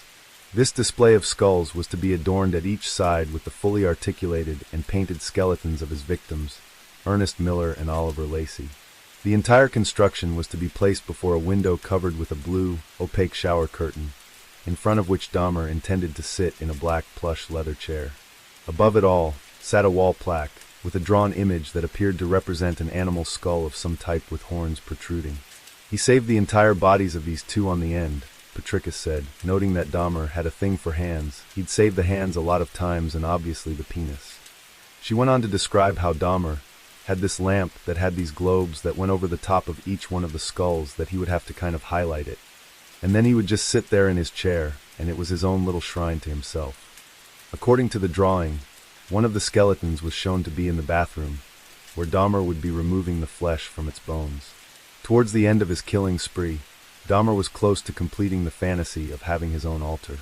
During another interview on November 18, 1991, Dahmer was asked to whom the altar would be dedicated to. He replied, "Myself. It was a place where I could feel at home." He further described his intended altar as a place for meditation, from where he believed he could draw a sense of power, adding, "If this, his arrest, had happened 6 months later, that's what they would have found." Dahmer also said, "I could sit in this black chair surrounded by my best friends, and they could never leave me cause they were physically and emotionally part of me. When I could sit in that chair, I would finally feel powerful." One of the most significant explanations he gave for committing his crimes was his fear of abandonment, the fear that his partners would leave him, something he could not tolerate. The control aspect of his crimes was another fundamental and almost all-consuming fantasy that dictated the very nature of his crimes. With the cannibalism of his victims' bodies, devouring their very being, and the experimentation he carried out to perfect his need for a submissive partner, Jeffrey Dahmer had, by his own admission, dabbled with Satanism. He described how just having the bodies of his victims around him made him feel thoroughly evil. One body, that of Tony Hughes, was kept in the bedroom of his apartment even as he had invited another victim over to pose for nude photographs. One thing his surviving victim, and even the police noticed, was the overpowering smell of death in his apartment. "I have to question whether or not there is an evil force in the world, and whether or not I have been influenced by it. Although I am not sure if there is a God," Dahmer said, "or if there is a devil, I know that as of lately I've been doing a lot of thinking about both." It is unknown to what extent Dahmer explored Satanism, but it was evidently not as extreme as the Night Stalker Richard Ramirez's fascination was with the dark arts. However, Jeffrey Dahmer's altar, his shrine to his victims that would take center stage in his apartment, featuring all of his trophies, his statue of a griffin, the incense that burned in the skulls of his victims, was intended to afford him something more supernatural. Dahmer confessed the desire he would receive special powers and energies to help him socially and financially. During his interrogation, Jeffrey Dahmer told detectives that he needed only one more skull to complete the morbid shrine he had planned to his victims. It is unknown if the completion of Jeffrey Dahmer's altar would have prompted him to cease his murderous spree, or if he would continue past his intended victim count. By the time of his arrest, Dahmer had previously lost his position at the Milwaukee Ambrosia Chocolate Factory on July 19, 1991. With his employment terminated, Dahmer would have been forced to look for other work, or face the prospect of losing his tenancy at the Oxford Apartments, meaning he would have likely had to move back in with his grandmother. This was something that was likely to affect Dahmer's plans for his altar. However, his arrest just 5 days after he was fired from his job meant his murders came to an abrupt end, and any further plans he had to create his private altar of death were to forever remain just a dark fantasy of an evil serial killer. Case 8. On June 29, 1973, teenager Rita Jolly left her West Lynn, Oregon home to take a walk alone during the early evening hours. She never returned to her family, although numerous sightings of Jolly were made in the aftermath of her disappearance, but her whereabouts are unknown. There were several suspects investigated by police, including notorious serial killer Ted Bundy.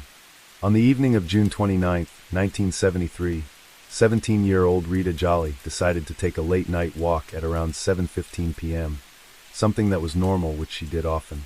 Rita took no money, extra clothing, or personal effects with her when she left her West Lynn home. The last thing she did was smile to her parents before she walked away. When she failed to return home, her parents and siblings grew worried for her safety, and after waiting in hope that she might return later than planned, they started to think something bad might have happened. They reported her missing to Clackamas County law enforcement, who began a search for the teenager, suspecting she might have stayed with friends. The first assumption was that Rita had run away from home. However, her parents assured police that although their daughter had some personal difficulties growing up, she was happy and content at home. She had no reason to run away, her parents insisted. In the knowledge they were now searching for a potentially vulnerable and underage girl, police set about looking for anyone who might have witnessed Rita Jolly after she left home. Born on December 6, 1955, Rita Lorraine Jolly was the youngest child of Donald and Mary Elizabeth Jolly, who lived in West Lynn, Oregon, where Rita grew up with her two brothers and sister Jill Elaine. A creative personality, Rita enjoyed spending her time after school writing poetry, reading as well as drawing and painting. Rita's parents were passionate about education and actively encouraged their children to pursue their talents, keeping creativity and critical thinking as important priorities in their upbringing. Considered liberal, especially for the time, the Jollies wanted their children to be able to make independent decisions and work their way through problems.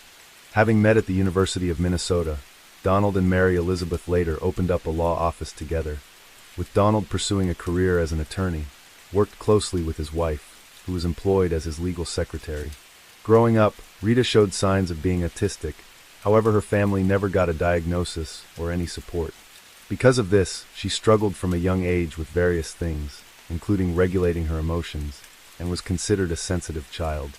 The Jollies decided to reach out to a child psychologist to get some help.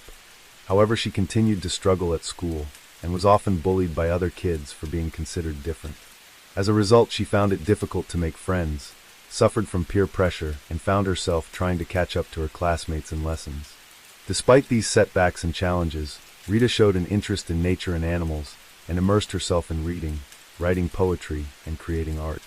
Rita Jolly was described as a young Caucasian female, 5 feet 6 inches, 130 pounds, with light brown hair, hazel eyes, and was last seen wearing a brown Pendleton shirt, blue jeans or army fatigue pants, and low-cut blue sneakers with buckskin heels. Her parents told detectives Rita had previously fractured her lower left leg, and the injury didn't heal properly, and as a result, she walked with an uneven gait. Some witnesses did come forward to report last seeing Rita at around 8:30 p.m. to 9:30 p.m. in the Robinwood area, or near Sunset Avenue. Another report said Rita was also seen on a main street of Oregon City, near the Oregon City Arch Bridge, at 9:30 p.m. 2 men reported having tried to pick up a girl who looked like Rita. However, the men did not leave their names, and eventually this was proved not to be Rita Jolly. Police strongly suspected foul play was the reason for Rita's disappearance. After exploring all potential avenues, there were no further leads in the case, despite police investigating 5 alleged possible suspects, none of whom were charged with her abduction. In the years since her murder, a popular suspect was put forward who might have been responsible. After receiving 2 death sentences for the murder of Kimberly Leach and the Chi Omega killings, Ted Bundy had been sent to Florida's death, where he continued to protest his innocence in the crimes for which he had been convicted. However, many in law enforcement suspected Bundy was a serial killer who had claimed many more victims. He was a prime suspect in 8 murders in Washington, which included the disappearances of Linda and Healy, Donna Manson, Susan Rancourt, Roberta Parks, Brenda Ball, Georgianne Hawkins, Janice Ott, and Denise Naslund. Bundy was also believed to be responsible for a series of missing women in Utah between 1975 and 1976. These included 5 women, some of whom were found dead and others who vanished and were never seen again, such as Nancy Wilcox, Melissa Smith, Laura Am, Deborah Kent, and Susan Curtis. There were also unsolved crimes in Oregon, Idaho, and Colorado for which investigators wanted to question Bundy. In his confessions shortly before his execution, Ted Bundy told detectives about previously unconfirmed murders he had committed. In his last hours, he admitted to as many as 37 murders, including 2 unidentified murders in Oregon. These were believed to have been the disappearances of Vicki Lynn Holler and Rita Jolly. 24-year-old Holler went missing from Eugene on August 20th, 1973, just under a month before Jolly vanished. However, detectives from Oregon never got the opportunity to question Bundy over the 2 Oregon cases, and his involvement was never ascertained. A third potential Oregon victim was Susan Ray Justice, aged 23, who was last seen in Portland on November 5, 1973. In his interviews with agents from the FBI Behavioral Science Unit, Bundy maintained that he did not begin killing until early 1975.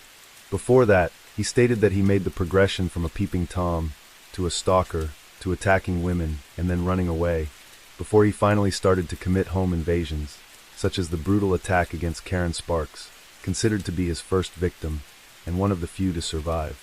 Despite insisting that he committed no crimes before 1974, Ted Bundy is a suspect in numerous other crimes, beginning with the 1961 abduction of Anne-Marie Burr, who some suspect was his first victim when he was a teenager. Despite the many theories of law enforcement, Bundy's Oregon victims remain unidentified. The Jolly family have received no word on the whereabouts of Rita and never learned what happened to their daughter. Her sister Jill Elaine said, "The truth is that we really don't know what happened to her. We all have theories. Our dad thought she had called several times, mostly just silence on the phone, but once he said that he heard her voice. Mom, Mom, then Dad, then a click on the phone hanging up. Could she have gotten involved in a cult or some other situation where it was hard to leave? I find myself wondering how folks can help with solving the mystery of what happened to Rita. After 50 years, I don't think it's likely that we will have answers before all of us who knew her are gone from this earth. The advent of DNA gave us so much hope, but the number of unidentified bodies and the expense and difficulty of the tests has been discouraging. It's not a quick fix. Nonetheless, perhaps someday she will be one of the humans who are given their name back. After more than 50 years without answers, the Jilly family still holds some measure of hope that one day they'll learn the truth. Case 9. After running away from home, 14-year-old Brenda Baker was last seen getting into a truck after hitchhiking near Puyallup, Washington in May 1974. Several weeks later, remains found at Miller-Sylvania State Park would be positively identified as those of Baker. Long suspected as a possible victim of serial killer Ted Bundy, it is likely Baker fell prey to another dangerous killer. When Brenda Baker, a 14-year-old Washington high school student, failed to return home, her family reported her missing.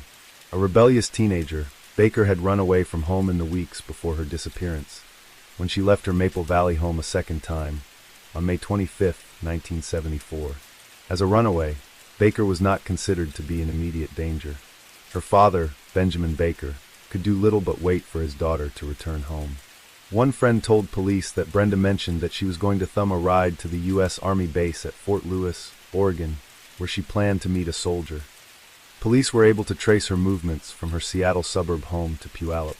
Friends said they last saw her near Puyallup, where she was hitchhiking. She was described as 5 feet 2 inches, 165 pounds, with brown eyes, brown hair, and wearing brown horn-rimmed glasses, and dressed in a tan, hip-length corduroy jacket, red blouse, red stretch knit pants, brown leather shoes, and white socks. While her family worried for her safety, police received a break in the case. On June 17th, several weeks after Brenda Baker was last seen, the body of a young woman was found in what was described as an inaccessible part of Miller-Sylvania State Park. A property owner, Tom Ismay, along with 2 female companions, made the discovery of the partially clothed, decomposed body, which had been reportedly hidden beneath 2 wooden logs. The cause of death could not be immediately determined due to the advanced state of decomposition of the remains. A preliminary autopsy was conducted by Tacoma pathologist Dr. Charles Larson, who, along with 2 assistants, determined the victim's age to be roughly between 28 and 34 years. Another, more extensive examination was conducted by Dr. William Veach, an Olympia radiologist, who used X-rays to determine the age of the victim as that of a younger woman aged 14 to 19. This age discrepancy caused initial confusion to investigators. The Thurston County Sheriff's Office had recovered several personal items from the body, which included 2 bracelets, a set of earrings and a ring, which they hoped would help identify the remains. Police then began a search of missing persons, focusing on those anywhere from ages 12 to 50. Efforts to identify the remains began almost immediately, and dental impressions were taken, along with fingerprints. Over the next 48 hours, Undersheriff Jack Crawford trawled through missing person reports when he came across a runaway report of Brenda Baker, who was reported as missing by her family. While Crawford waited for the dental records, he contacted the Baker family and asked them about personal affects Brenda had when she went missing. A description of the clothing found on the body seemed a match to what Brenda Baker had been wearing when she ran away from home. Her father was invited to view the clothing and personal affects, such as the jewelry found on the body. Crawford later said of the identification process, was like the spoke on a wheel. All the clues we had seemed to lead back to one hub, and that hub was Brenda Joy Baker. Benjamin Baker positively identified the clothing and the ornamental jewelry, while the dental records returned as a match. Thurston County Coroner Hollis Foltz released the body to the Baker family, but gave no official cause of death. Along with her father, Baker had 2 older sisters and a brother who was in the military. Crawford said the Kings County report had been the second complaint against Baker, after she was previously apprehended by Olympia police during the previous incident. Concerning the investigation, Crawford said Thurston County Sheriff's detectives had traveled to Seattle in an attempt to retrace Brenda's trail. He added, "We have a lot of people to talk to, and that the department had several leads to investigate, but they would continue to pursue any and all tips." Police knew Brenda was last seen hitchhiking south, about 4 blocks from her Maple Valley home. Witnesses then came forward to report seeing a young girl matching Brenda Baker's description, getting into a vehicle on May 27, 1974. Thurston County Sheriff Don Redmond said he was seeking the identity of 2 male occupants of a blue pickup seen southbound from Puyallup. The pickup reportedly carried Brenda Baker, who was seen at around 5 p.m. or 6 p.m. Police refused to comment on whether Baker's death was attributed to hitchhiking. Thurston County Coroner Hollis Foltz later ruled Baker's death a homicide, with the cause of death listed as strangulation or knife wounds, and that she had been dead for 2 to 3 weeks prior to the discovery. For some detectives, they saw a similarity between Brenda Baker's death and the murder of Catherine Devine, another 14-year-old who was abducted on November 25, 1973, and whose body was found the following month in McKinney State Park in the Capitol State Forest near Olympia, Washington. The Ingram High School student had been sodomized and strangled. Devine had also hitchhiked out of the Seattle area. However, a spokesman for the department said there was no evidence of any connection between the 2 cases. Thurston County detectives were also investigating the disappearance of Donna Manson, who vanished from Evergreen State College on March 12, 1974. Other cases involving missing college-aged women were also being investigated by Washington authorities, including the January 1974 disappearance of Linda and Healy, Susan Rancourt, who went missing from Central Washington State College on April 17, and Oregon State University student Roberta Parks, who had been missing since May 6. All of these women were reported to have disappeared under suspicious circumstances. However, detectives had no major leads in any of the cases. For some investigators, there was the theory that these missing person cases were possibly connected to a single perpetrator. An unknown man had been reportedly seen in the vicinity of the Rancourt disappearance, with his arm in a sling asking for assistance from students. In early 1975, an anonymous person called the Thurston County Sheriff's Department to report witnessing what he described as a suspicious male occupying a secluded shack on the Black River at roughly the same times that corresponded with the murders of Catherine Devine and Brenda Baker. The caller explained he had been grouse hunting in late November when he stumbled across the man. This occurred in the area of the Black River, where he came across an old shack and saw a male and 2 young girls, aged about 12 or 14. The caller then went on to explain that he returned to the shack in January 1975, but found it abandoned. Nearby, he found the scattered remains, those of 6 dog and 1 cat carcass, all of which had been skinned and the bones removed. Over the course of 3 weeks, the shack remained vacant, until the caller said he returned and saw someone he thought might be the same individual. The caller and a friend then returned again and reported they were fired upon. The unknown caller told police that the time when the man was at the shack and when the two homicides were discovered were around the same time. A second witness came forward to tell investigators he saw a young woman matching Brenda Baker's description was seen hitchhiking near the Scott Lake interchange on Interstate 5 in May 1974. Bill Sullivan told detectives he and his wife stopped at a truck stop at the Scott Lake interchange on either May 10th or 11th. There, they saw a girl who may have been Brenda Baker hitchhiking, and said the girl got into an older model light-colored panel truck that was being driven by a bearded man. Sullivan said the truck came from the direction of Scott Lake. Baker was not reported missing from her Seattle home until May 25, 1974. By August 1975, a suspect had been arrested in connection with numerous Washington disappearances. Ted Bundy, at that time a Utah law student, was suspected of involvement in the attempted abduction of Carol Duranch, who had been approached by a man pretending to be a police officer, and who proceeded to kidnap Duranch, who barely escaped the encounter. Investigators also suspected Bundy in the abduction and murder of Karen Campbell, who had been taken from the Snowmass ski resort in Colorado. Her naked and battered body was found weeks later. A subsequent search of Bundy's Volkswagen Beetle uncovered hair samples that were connected to Campbell and 3 other young women who had been reported missing. Many investigators suspected Ted Bundy had committed many murders in Washington, Utah, and Colorado, with some estimating as many as a dozen or so victims. In June 1976, Bundy was found guilty and of the attempted kidnapping of Carol Duranch and sentenced to between 1 and 15 years. He was then extradited to Colorado to face charges over the murder of Karen Campbell. During his incarceration, Bundy escaped twice. During his second escape, he successfully traveled to Florida and there perpetrated the murders of 2 college students at the Chi Omega sorority house, wounding 3 others, and later the murder of 12-year-old Kimberly Leach. Not long after these crimes, Bundy, who had been added to the FBI Most Wanted list, was recaptured.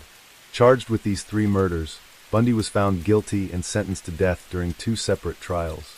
Although he continued to claim his innocence, Bundy was suspected in the murders of another 20 young women who had disappeared between 1973 and 1975. One of those was Brenda Baker, whose murder occurred during similar disappearances in Washington.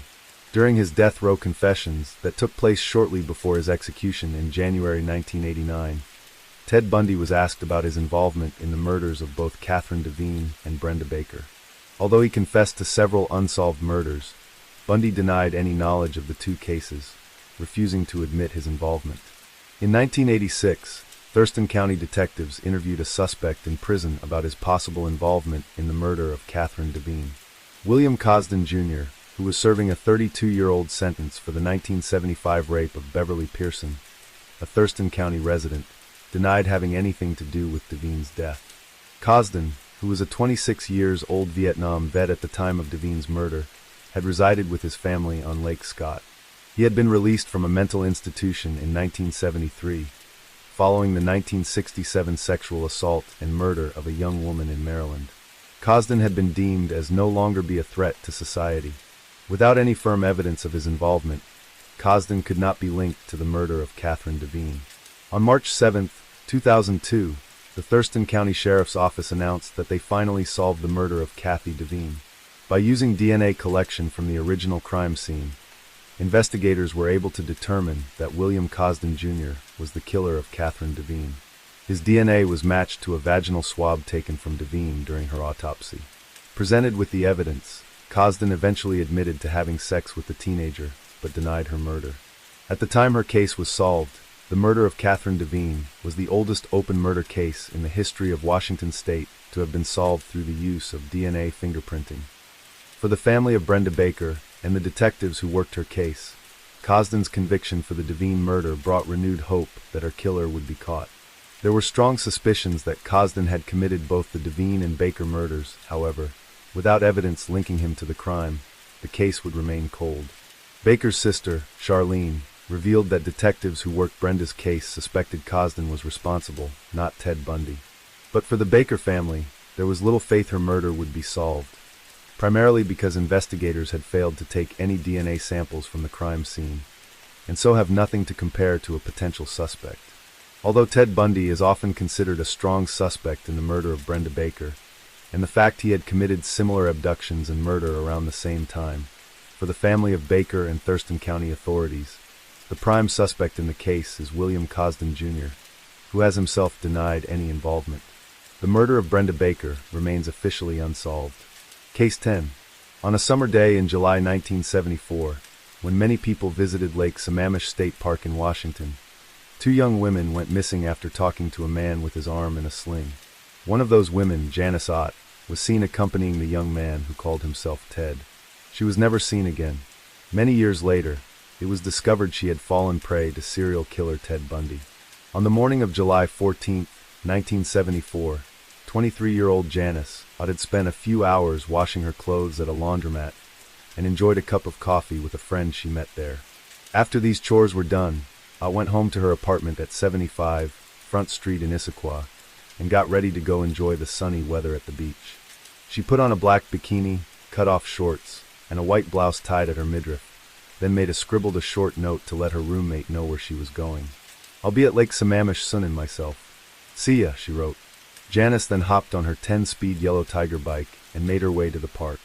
Lake Sammamish, located in Issaquah, a suburb outside of Seattle, was a popular destination for residents and those out of town to enjoy. It has several beaches and can get very crowded during the hot summer months. On the day Janice Ott chose to go there, Lake Sammamish was visited by many people who flocked there to enjoy the summer weather.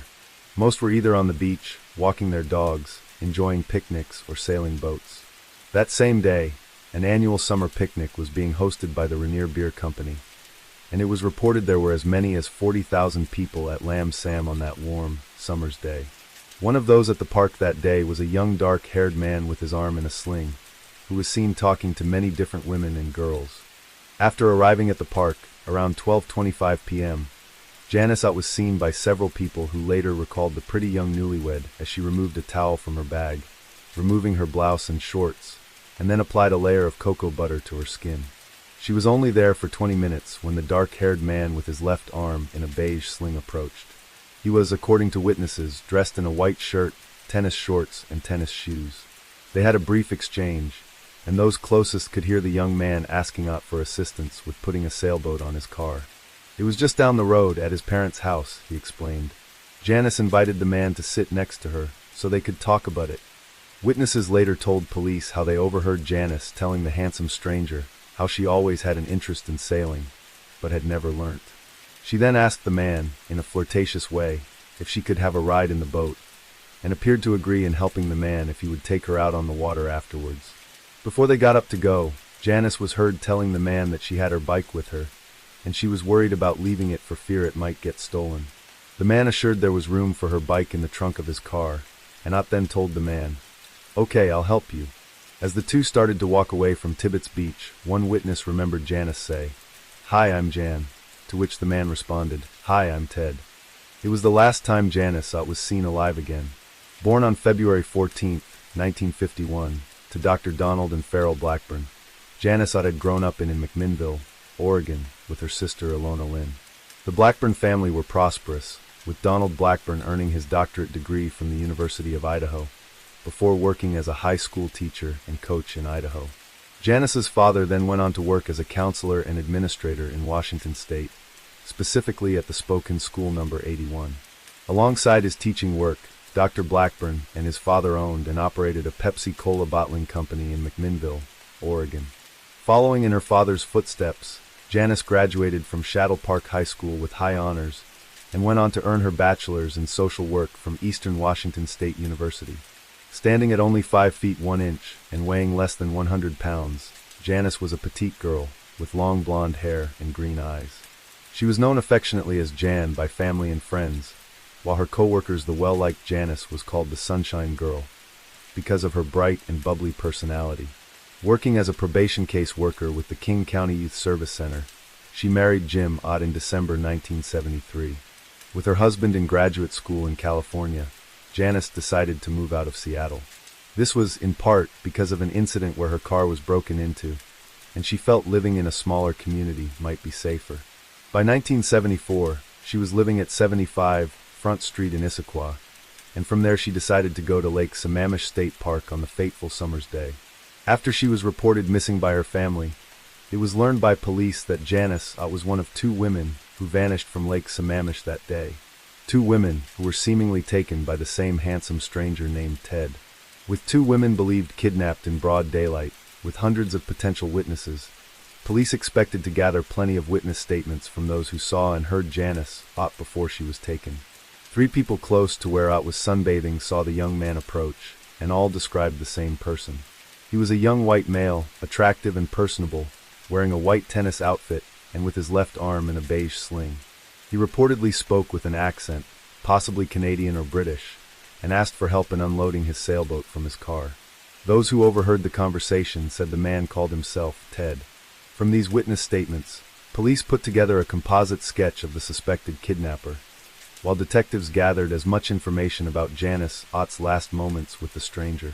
Teresa Marie Sharp came forward to say how she was in close proximity to Ott, and recounted for investigators what she heard.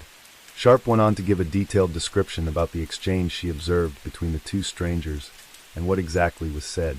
She said she suspected the man was feigning his injury, saying she didn't feel his arm was really hurt. I do remember he took his arm out of the sling and moved it around. Sat closest to Ott was 15-year-old Sylvia Valent, who told police the man was roughly 5 feet 6 inches to 5 feet 7 inches in height, and gave a similar physical description to other witnesses. Valent was able to tell police, word for word, the conversation between Ott and the stranger, and gave details those no other witness did. Although further away from where Janice Ott was sat, Jerry Snyder, an off-duty DEA agent, saw the young man approach others on the beach that day. Snyder said he seemed only to ask women for help, never any men nearby, and that specifically he was trying to find someone who met certain qualifications. Sitting roughly 30 feet away, Snyder overheard some of the exchange with Ott and Ted. He said, "I noticed a guy that was walking down the beach. A young man, probably in his mid to late 20s. He was wearing white shorts and they had a red stripe, which immediately caught my eye. When he got close, I noticed he had really curly hair and his left arm was in a sling.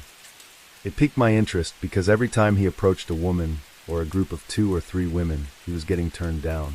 And I just kept watching him, and he eventually ended up being right in front of me, where he approached a young girl.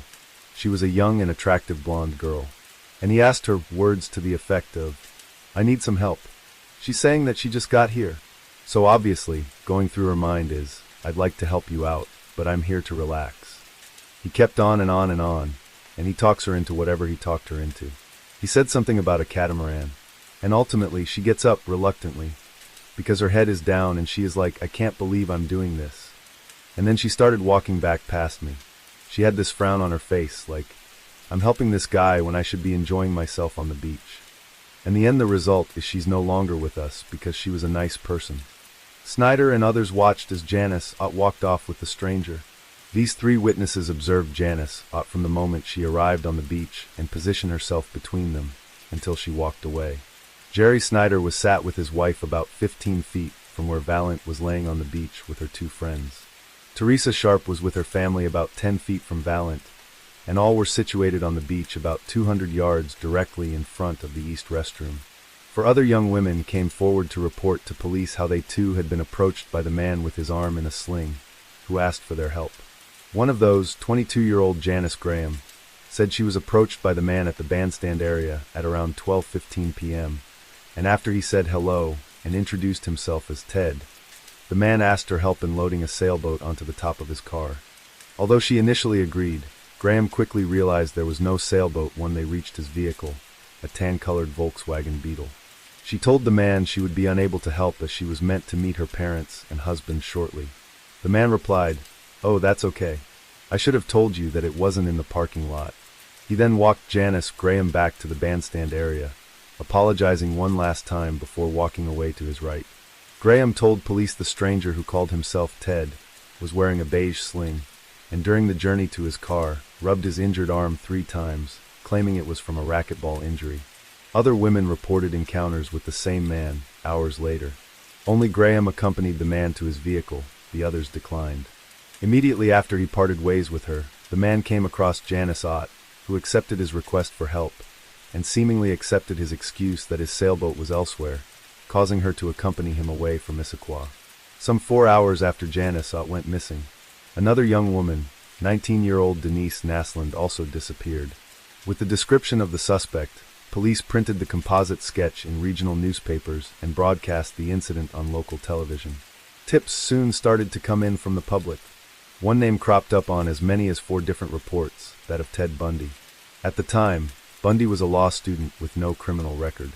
Those who reported him, namely his own girlfriend at the time, Elizabeth Klopfer, a former co-worker in Rule, a fellow co-worker at his current employment at the DS office, and a University of Washington psychology professor, all said Bundy looked like the sketch.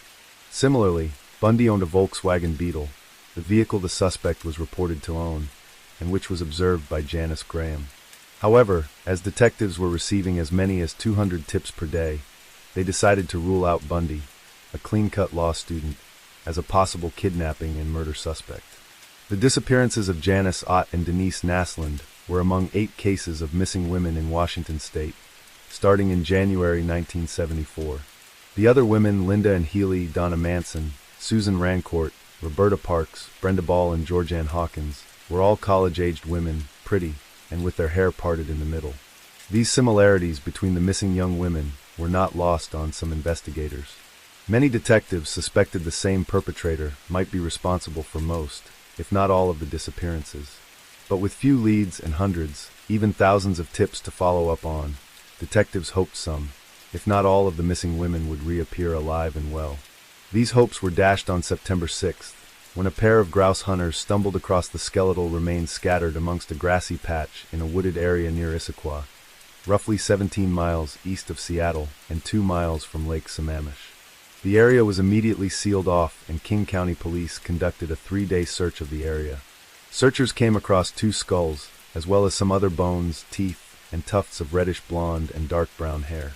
The remains, which were by that time fully decomposed, had been dispersed throughout the forest by critters. There were no clothing or other personal affects with the remains to indicate the identity. Samples were taken and tested against the missing women, which were soon identified as those of Janice Ott and Denise Naslund. Detectives believed that both women had been left naked at the site by their killer, which would account for the lack of clothing. 6 months later, more remains found on Taylor Mountain. These were believed to be those of Healy, Rancourt, Parks, and Ball. Other bones found later at the same site as the discovery of Ott and Naslund's remains would eventually be identified as those of Hawkins. Under the most distressing of circumstances, the missing women had finally been found. Almost a year after the remains of Janice Ott, Denise Naslund and Georgianne Hawkins were discovered in Issaquah. A young man was arrested driving his Volkswagen Beetle through a Utah suburb. Ted Bundy, the same man whose name had been given to police by 4 people, one being his own girlfriend, had been caught driving suspiciously. During his arrest, Bundy's car was searched by officers, who found a variety of items they thought were burglary tools. These included gloves, a screwdriver, a flashlight, and an ASCII mask. However, they also found inside the black duffel bag rope, strips of cloth, wire, large green plastic bags, and a pair of handcuffs.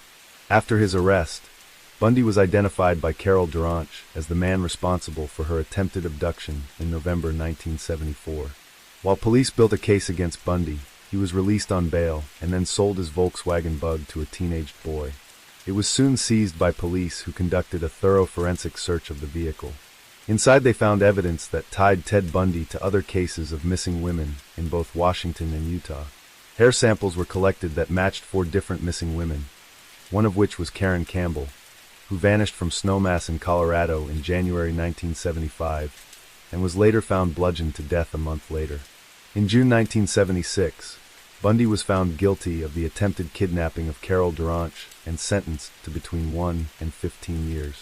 Investigators now began to gather evidence that linked Ted Bundy to as many as 8 disappearances in Washington and another 5 in Utah. Through solid detective work, Bundy was placed in the area where the 2 women vanished.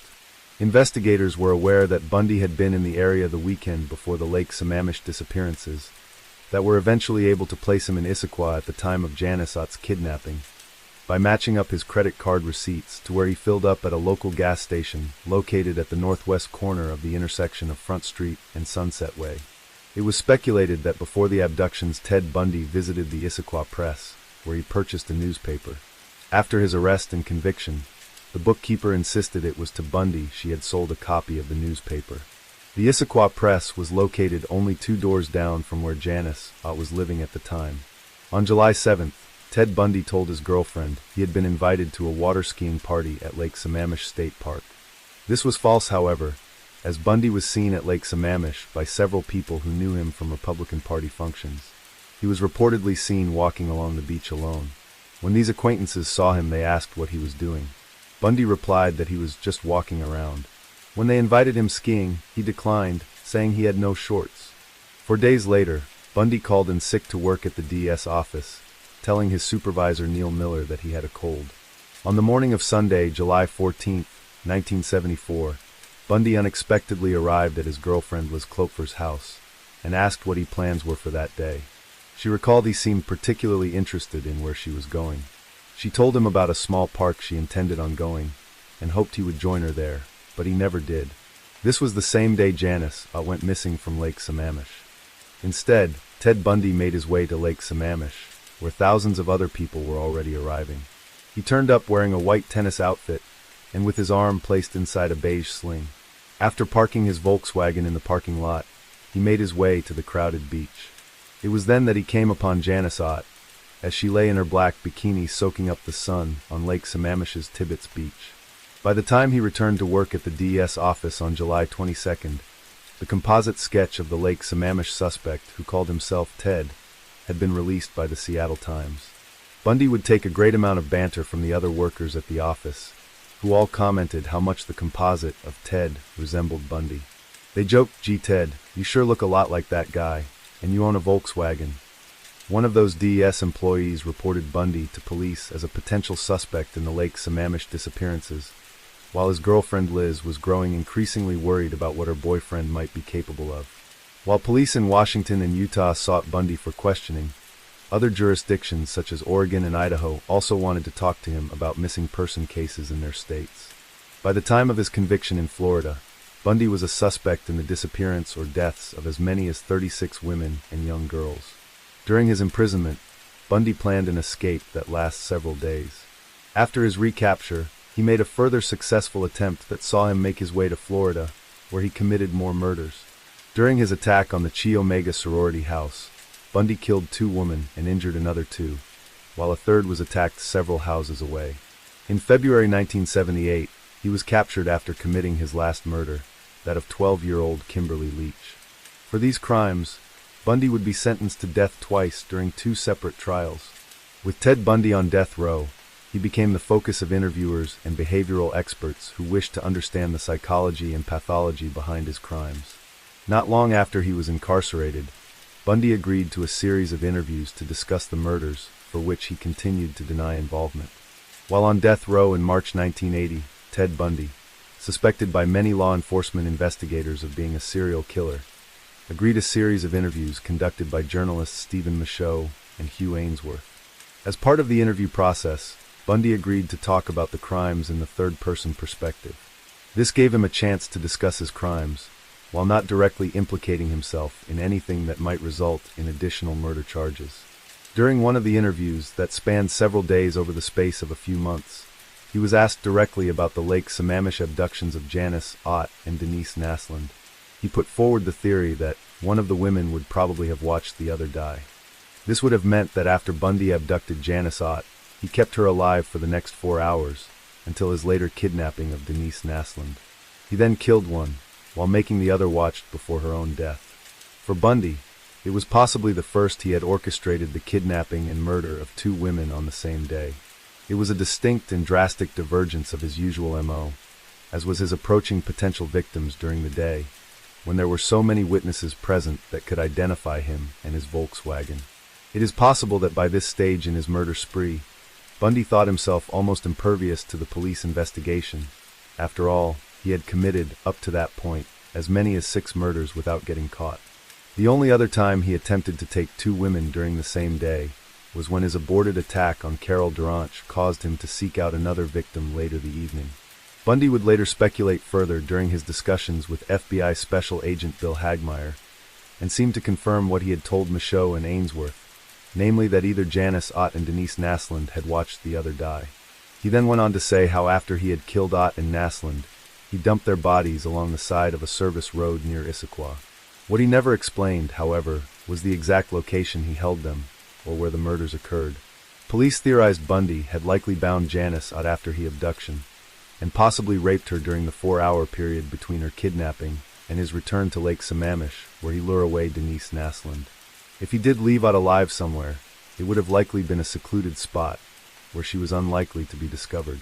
It is also entirely plausible that Bundy murdered Ott, then returned to abduct Naslund for some other reason. It is possible he had not gained sufficient sexual gratification from the act of killing Ott, which caused him to require another victim. It could also be argued that Bundy had set out to murder 2 women that day, spending a sufficient amount of time with Janice Ott, before his urge to kill overcame him, and he sought to carry out his second abduction. By 4 p.m., almost 4 hours after he kidnapped Janice Ott, Bundy returned to Lake Sammamish and was seen talking to Denise Naslund. Less than 24 hours before his execution in January 1989, Bundy confessed to both Janice Ott and Denise Naslund's murders. He then went on to share more details with FBI agent Hagmeyer about Janice Ott's death. He confessed that he drove Ott, who was unconscious, to a secluded cabin roughly 2 to 3 miles from Lake Sammamish. There, he said he raped her repeatedly before knocking her out again and tying her up. He said when he returned with Naslund, Otto had at some point regained consciousness. He said he then raped and murdered Naslund in front of her, before eventually killing Ott. He said that after a while, murder is not just a crime of lust or violence, Hagmeyer related. It becomes possession. They are part of you. The victim becomes a part of you, and you two are forever one. And the grounds where you kill them or leave them become sacred to you, and you will always be drawn back to them. Bundy confessed to returning to the sites where he placed his victims and carried out acts of necrophilia with the remains. It is possible he returned to the Issaquah dump site to engage in such action with Janice Ott remains. Despite these last-minute confessions, Bundy's scheduled execution was carried out, and he went to Florida's Old Sparky electric chair on January 24, 1989. The disappearances at Lake Sammamish shocked the community, which had already seen a number of young, pretty women vanished without trace. The significance of Janice Ott's abduction would prove critical in the ongoing investigation into the capture of Ted Bundy, and meant many more victims were likely saved from the prolific predator. Because Bundy had approached a number of women before Ott agreed to go with him, meant that for the first time, law enforcement had credible and accurate descriptions of the abductor, known as Ted. With that information, they were able to compile a composite sketch that resembled Ted Bundy, so much so that people who knew him decided to report his likeness to investigators. If it had remained in Washington, it is possible Bundy would have been caught sooner. His name was on several lists of suspects, namely those who owned a Volkswagen Beetle, and police were closing in on him. However, his sudden relocation to Utah contributed to his continued freedom and the rash of disappearances that followed in Utah. In the years following their daughter's murder, the Blackburns became involved in an ongoing legal fight against the Kings County Sheriff's Office over Janice's remains. Police had told the families of Ott and Denise Naslund that the remains of their loved ones could not be turned over for burial because they were evidence in an ongoing investigation. The truth, however, was much more sinister. The remains of both women had, in actuality, been misplaced. Both families filed a lawsuit against the county in 1984, but before a trial could begin in December, an out-of-court settlement was reached. The Blackburns had originally sought $4 million alongside James Ott.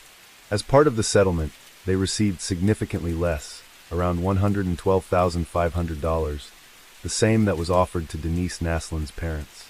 The settlement never brought closure for the family of Janice Ott, whose remains could never be buried properly.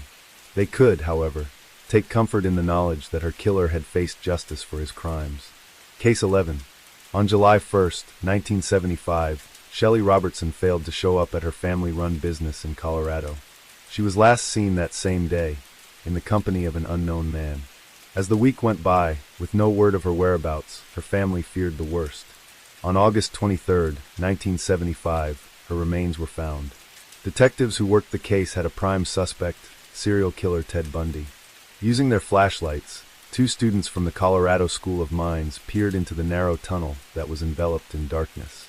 They had come to the mine shaft at Berthoud Pass, Colorado, near the Winter Park Resort, to conduct Amex testing for gas content. After making their way inside about 500 feet, they suddenly smelled something. It was the unmistakable scent of human decomposition. As they strained to see ahead, they saw something strange up ahead. It was large and white. When they inspected it further, they realized what they were looking at. First they noticed a foot, then the bare buttocks of a woman. The two students quickly made their way out of the mine to get help. When officers from the Clear Creek County Sheriff's Office arrived at the mine, 2 days later, on August 23, 1975, they found the naked, decomposing remains of a young woman. The body had been discarded in the mine shaft and was badly molded and bound with duct tape. It was determined the woman had been struck on the head, which was most likely the cause of death. The only personal effect found on the body was a single earring. There was little evidence at the scene, except for 2 torn pieces of furnace tape, one of which was on the body and the other discarded nearby, along with a discarded beer can and a plastic wrapper from a package of ham. Detectives didn't know it at that time, but they had just found the body of Shelley Robertson, who had vanished without trace. Robertson was last seen 7 weeks earlier, and when she failed to turn up for work, she was reported missing. At the time of her disappearance and the discovery of her body, Colorado and other northwestern states had seen many young women go missing, with some turn up dead. Most of those were victims of serial killer Ted Bundy, and investigators suspected his involvement in the murder of Shelley Robertson. Born on July 24, 1951, in Arvada, Colorado, Shelley K. Robertson was one of 4 children to Elmer and Roberta Robertson, who had 3 young sons, Mark, Gary, and Rick. At some point during their childhood, the Robertsons divorced and Elmer remarried. As the owner of Silver State Printers, Elmer ran a family business, with both Shelley and her brother Gary helping out, where she worked as a bookkeeper and binder. After her graduation from Arvada High School in 1969, Shelley spent a year in Biloxi, Mississippi, on a missionary trip run through the United Church of Christ. An active member of the Church of Christ, she was encouraged by her mother to travel and experience the world. Roberta often told her daughter that you can always come back to your hometown. Upon her return to Colorado, she enrolled in Red Rocks Community College as a Spanish major, and her class spent a semester abroad in Barra de Navidad, a Mexican fishing village. She would return there once again to visit on her own. Shelley then spent a year traveling in Alaska with her friend Susan, where they worked processing fish in Clam Gulch. By 1975, Shelley was living with her boyfriend Ron, and together they had an apartment in Denver, Colorado. As July approached, Ron had made plans to go to California, something that upset Shelley. On June 28th, Shelley had reportedly gotten into a fight with Ron, which caused her to get out of his red Carmen Gia and thumb a ride home. Hitchhiking was something Shelley Robertson did often, and thought nothing of catching a ride if she needed to get somewhere. Because it was something she did frequently, neither her boyfriend or friends thought it strange, despite the dangers involved. She was last seen a day later, when friends saw her near a local watering hole called Tony's Bar, located in Golden, Colorado. She reported as wearing bell-bottom jeans, a t-shirt with the name of a rock band on the front, and hiking boots. However, this was not the last time Shelley Robertson was seen. Another sighting of her was reported, this time at 34th and Sheridan Streets in Denver, where she was seen hitchhiking to work. When she failed to show up for work at her father's printing press in Golden, she was reported as missing. The last confirmed sighting of her alive occurred that same day, when she was believed to have been seen by a policeman who noticed her at a service station. She was in the company of a stranger who was described as a bushy-haired bearded man who was driving a beat-up old red Chevrolet pickup truck from around 1952 to 57. Unconfirmed reports allege that Shelley made a phone call later that night. After that, nothing more was heard from her. Shelley Robertson was described as 5 feet 8 inches tall, slim build, with hazel eyes and long brown hair parted in the middle. Police began a search, but with little clues pointing to her whereabouts, they made little progress. It would be 7 weeks before anyone would discover what happened to Shelley Robertson. Not until her naked body was found discarded inside an abandoned mine shaft at Berthoud Pass. And even then, police faced the difficult task of trying to determine how she came to end up there, and who was responsible for her murder. When her body was identified, Clear Creek County Sheriff Gene Kiefer spoke to the press about the discovery. Kiefer said it was determined that Shelley had been dead for about 60 days when she was found by amateur spelunkers. During the autopsy, the coroner said bruising about her head were consistent with being beaten, but could not determine if it was the cause of death. During the course of the investigation, police looked at numerous suspects, including several serial killers. Otis Toole was looked into, but soon ruled out after it was learned he was in Jacksonville, Florida at the time, where he was drifting and carrying out a series of murders that would see him captured and imprisoned. Another suspect was convicted double murderer and suspected serial killer Warren Forrest, who was quickly ruled out because he was incarcerated in 1974 for the murder of 20-year-old Krista K. Blake, a hitchhiker who disappeared from Vancouver on July 11, 1974, and whose body was found on July 16, 1976, in Tukes Mountain, Portland. Detectives also looked into Jake Tepler, a graduate of Tufts University and a resident of the nearby Snowmass Village, who was a former employee of a condominium complex, described as a nomad who wandered the area, going from one job to another and never keeping one for long. A former coworker reported that Tepler was very sick, the kind of person who would go in the corner and jack off. Police soon ruled out Tepler, who had no criminal record.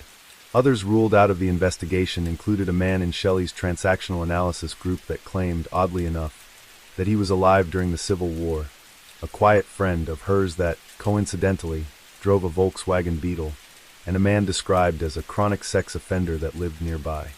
However, one person in particular has persisted as the most likely killer of Shelley Robertson. Just 6 weeks after Shelley Robertson was last seen, a patrolman in Utah arrested the driver of a suspicious vehicle in Granger, a Salt Lake City suburb. The man, Ted Bundy, was a student at the law school at the University of Utah and claimed he was lost in the residential area after attending a drive-in movie theater. Because Bundy had driven away from the officer at high speed and without his headlights on, his car, a Volkswagen Beetle, was searched.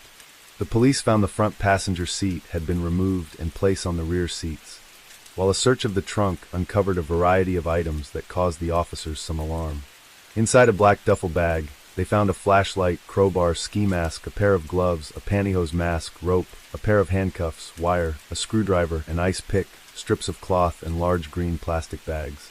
He was immediately placed under arrest on suspicion of carrying burglary tools. His car had already been suspected of involvement in an earlier case of attempted kidnapping against a young woman named Carol Duranch. In a search of his Utah apartment, detectives found a guide to Colorado ski resorts with a checkmark by the Wildwood Inn, from where Karen Campbell had disappeared on January 12, 1975, and was later found dead, as well as a brochure that advertised the Viewmont High School play in Bountiful, from where Debbie Kent had disappeared November 8, 1974. Without any solid evidence of his involvement in these crimes, Ted Bundy was released but placed under surveillance. His girlfriend, Liz Klopfer, was questioned by detectives and gave them testimony of unusual behavior exhibited by Bundy that she could not explain. She suspected his involvement in a series of missing women in Washington in 1974. When Bundy sold his Volkswagen Beetle, police impounded it and carried out forensic tests which found hairs that matched Karen Campbell. Other hairs were identified as belonging to Carol Duranch and Melissa Smith, who vanished on October 18, 1974 in Utah. Detectives then began looking to Ted Bundy's life to determine if he was, in fact, a serial killer. While conducting the search of Ted Bundy's Volkswagen, investigators reportedly found crumpled-up credit card receipts that placed him in Golden, either a few days before or on the day of Shelley Robertson's disappearance. Other sources, such as the 1992 Ted Bundy multi-agency report, puts him in Salt Lake City during that time frame. With no evidence of Bundy's involvement in Shelley Robertson's abduction, he was not immediately questioned by detectives investigating her murder. Bundy was put on trial for the kidnapping of Carol Duranch and was found guilty and sentenced to between 1 and 15 years. Afterwards, he faced the prospect of charges for the murder of Karen Campbell in Colorado. During his imprisonment in Utah, as he awaited extradition to Colorado, Cold Creek County Undersheriff Bob Denning traveled to Salt Lake City to interview Bundy about the murder of Shelley Robertson. During the discussion, Bundy reportedly told Denning, "I don't want to talk about that," when asked about her murder. Denning would later go on to say that he is 99% sure that Shelley's killer is Ted Bundy. On June 27, 1975, just a few days before Shelley Robertson was last seen, Bundy abducted and murdered Susan Curtis while she attended a youth conference at Brigham Young University in Salt Lake City. For days after Shelley was last seen on July 4, 1975, another woman went missing. Nancy Baird was abducted from the gas station where she worked in East Layton, Utah, and was never seen or heard from again. While incarcerated in Aspen, Bundy would escape twice from his jail cell. During his second escape, he traveled to Florida, where he committed the murders of Lisa Levy, Margaret Bowman, two Chi Omega sorority sisters, and later 12-year-old Kimberly Leach. For these murders, Bundy would be sentenced to death twice in two separate trials. During his time of death row, he refused to admit his guilt, claiming he had committed none of the murders for which he had been convicted. Ted Bundy was suspected by police of involvement in as many as 30 murders of young women, one of whom was Shelley Robertson. Shelley was last seen in the company of an unknown male described as a bushy-haired bearded man, who drove a beat-up old red Chevrolet pickup truck. Ted Bundy was known to change his appearance by growing a beard and wore his hair long. It is also known that around this time, he did own an old pickup truck until about November/December 1975. In the last days before his execution, in January 1989, Bundy confessed to numerous unsolved murders, including 8 known murders in Washington, 5 in Utah and 3 in Colorado, amongst others. Some sources claim he confessed to the murder of Shelley Robertson shortly before he was put to death. The Robertson family struggled to adapt after Shelley was taken from them. Her brother Mark was also taken from the family at a young age, when he died the same age as Shelley was when she was murdered. Mrs. Robertson talked about her daughter growing up, saying how Shelley dreamed that one day a white horse would come into her life and she would name him Brownie. One day Shelley Robertson's dream came true when she became enamored with a neighbor's horse. One day, the young girl came running into her house shouting to her mother, "There's a white horse out there." The horse belonged to a rodeo clown, and when he heard about her dream, he helped Shelley get a little filly she named Bonnie, which she rode the dove gray mare bareback as she grew up. When Ted Bundy was finally executed in January 1989, Roberta Robertson traveled from Colorado to Florida, where she stood in a crowd outside the prison to wait for word of his death. Interviewed by a journalist, she said, "Killing Ted Bundy won't make me feel better, and it won't bring back Shelley.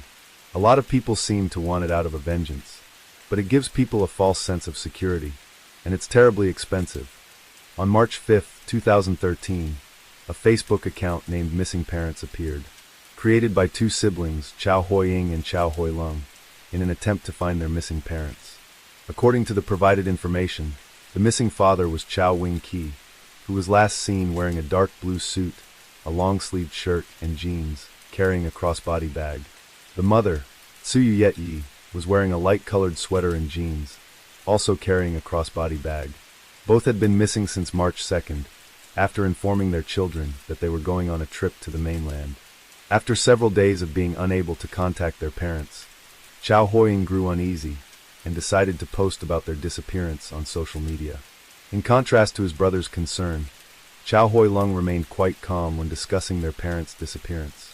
He insisted that he had gone with his parents to a tea house, and a few days later, he was the one who escorted them to the train station for their trip, making it unlikely that anything bad had happened. Hoi-lung reassured his brother that their parents were probably just enjoying their trip and didn't want to be disturbed, which was why they had turned off their phones and cut off communication. However, Chow Hoi-ying still felt that something was wrong, so he decided to report the case to the police. After receiving the missing person report from Chow Hoi-ying, the police began their investigation and immediately discovered several serious inconsistencies. The first was contradictions in Chow Hoi-lung's statements. Chow Hoi-lung claimed he had gone to a tea house with his parents, but security footage from the restaurant showed no signs of them being there at that time. The second was irregularities in the exit records. When police checked the departure records of Chow Wing-ki and Xu Yu-yi, they found that the couple had never actually left Hong Kong. This completely contradicted Chow Hoi-lung's claim that his parents had traveled to the mainland. Finally, the police couldn't ignore Chow Hoi-lung's unusual behavior during the interrogation. When summoned to clarify the contradictions in his statements, Chow Hoi-lung firmly insisted that the information he provided was true. However, his behavior throughout the interrogation was highly suspicious. His hands trembled, his eyes darted around, and he drank an excessive amount of water, as if trying to ease his anxiety. Based on these anomalies, The police immediately realized that Chow Hoi Lung was deliberately hiding something most likely. He knew exactly where his parents were. At first, Chow Hoi Lung continuously denied all accusations, insisting that his parents were simply away on a trip. He stubbornly stuck to his story, even appearing confused and blaming the situation. However, after several intense interrogations and immense pressure from investigators, Chow Hoi Lung eventually broke down under psychological stress and made a shocking confession. The Chow couple was dead, and he was the one who had murdered his own parents. But that wasn't even the most horrifying part. Killing them was just the first step in a much more sinister plan that Hoi Lung had been preparing for a long time. On March 15, 2013, when police raided Chow Hoi Lung's apartment, they couldn't believe what they saw. The darkened room had become the scene of a gruesome crime, more horrifying than anything from a horror movie. On the floor, a box contained dismembered body parts, all covered in a thick layer of white salt, as if they were being preserved. In the corner of the room stood two large refrigerators, and when officers opened them, they were horrified as two frozen, stiff heads tumbled out. Inside the fridge, human organs were neatly arranged. In fact, at first glance, one might mistake them for pieces of processed animal meat. The most terrifying discovery was the neatly packed bags of minced meat that looked just like barbecue pork, except the meat inside wasn't pork, it was human flesh. The police were further horrified when they found human tissue remains inside the microwave and rice cooker. What exactly had Hoi Lung done to his parents? Investigators quickly found the answer when they discovered a small notebook hidden under Chow Hoi Lung's bed. Inside, they found a meticulously detailed plan written by Chow Hoi Lung, outlining every step of how he murdered his parents, along with a step-by-step recipe for making the horrifying barbecue pork lunchboxes. Not only had he killed his parents, but he had also turned their bodies into food, an act so depraved that only the most deranged individuals could commit it. The police immediately arrested Chow Hoi Lung, determined to bring this monstrous criminal to justice. When the first reports of the case surfaced, it wasn't the victim's relatives, or even the killer's own family who were the most shocked. Friends and acquaintances had long feared Hoi Lung, believing him to be extremely dangerous due to his unpredictable personality and depression. They had always suspected he would commit a crime sooner or later, but no one could have imagined he would commit such a brutal act against his own parents. However, those most horrified were the general public, who learned about the case through the media. When the gruesome details were revealed, people were not only outraged, but also felt nauseous whenever they saw barbecue pork. Taking the lives of those who gave birth to him was already appalling, yet this young murderer went even further.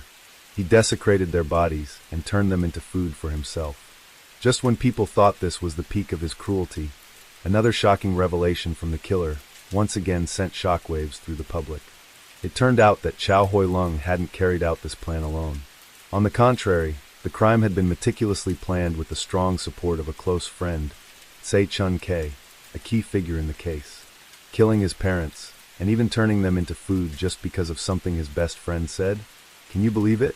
I'm sure that if anyone had a friend who dared to suggest such a thing, they would be beaten to a pulp, let alone manipulated into actually doing it. But ironically, Hoi Lung did the exact opposite of what most people would. A few days before executing his plan to kill his parents, Chow Hoi Lung met with Se Chun Kei, his closest friend at the time. Feeling sad and depressed, Chow Hoi Lung confided in Se Chun Kei about his extreme decision, saying that he no longer wanted to live. However, Se Chun Kei's advice was not encouragement, but the ignition of a deadly idea. Se Chun Kei not only suggested that Chow Hoi Lung was a victim of life, but also implied that his parents were the true culprits who had pushed him into this tragedy. Se Chun Kei bluntly stated that if Chow Hoi Lung wanted to free himself from his suffering, he had to kill his parents. As long as they disappear, the police will assume they're dead, and their assets will belong to you, Se said with a calm demeanor. With his monstrous words of encouragement, Se Chun Kei not only failed to stop Chow Hoi Lung, but also became his accomplice, the one who incited and guided him down this blood-stained path.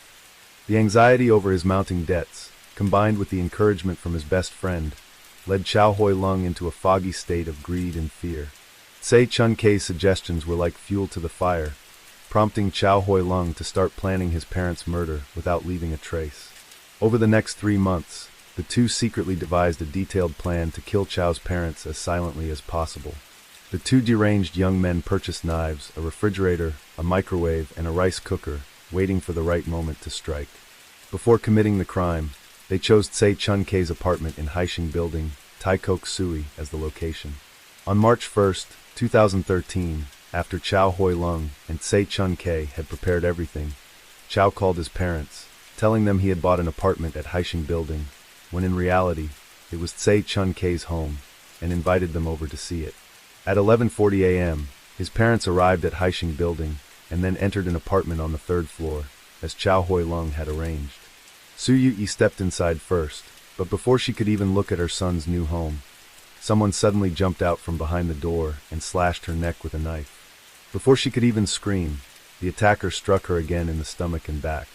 At that moment, Chow Hoi Lung's father, Chow Wing-ki, realized what was happening after witnessing his wife being brutally murdered by Tse Chun Kei.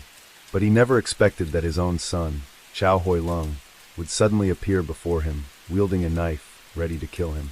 Chow Hoi Lung intended to kill his father the same way, but at just 164 centimeters, he lacked the strength to overpower him, leading to a violent struggle.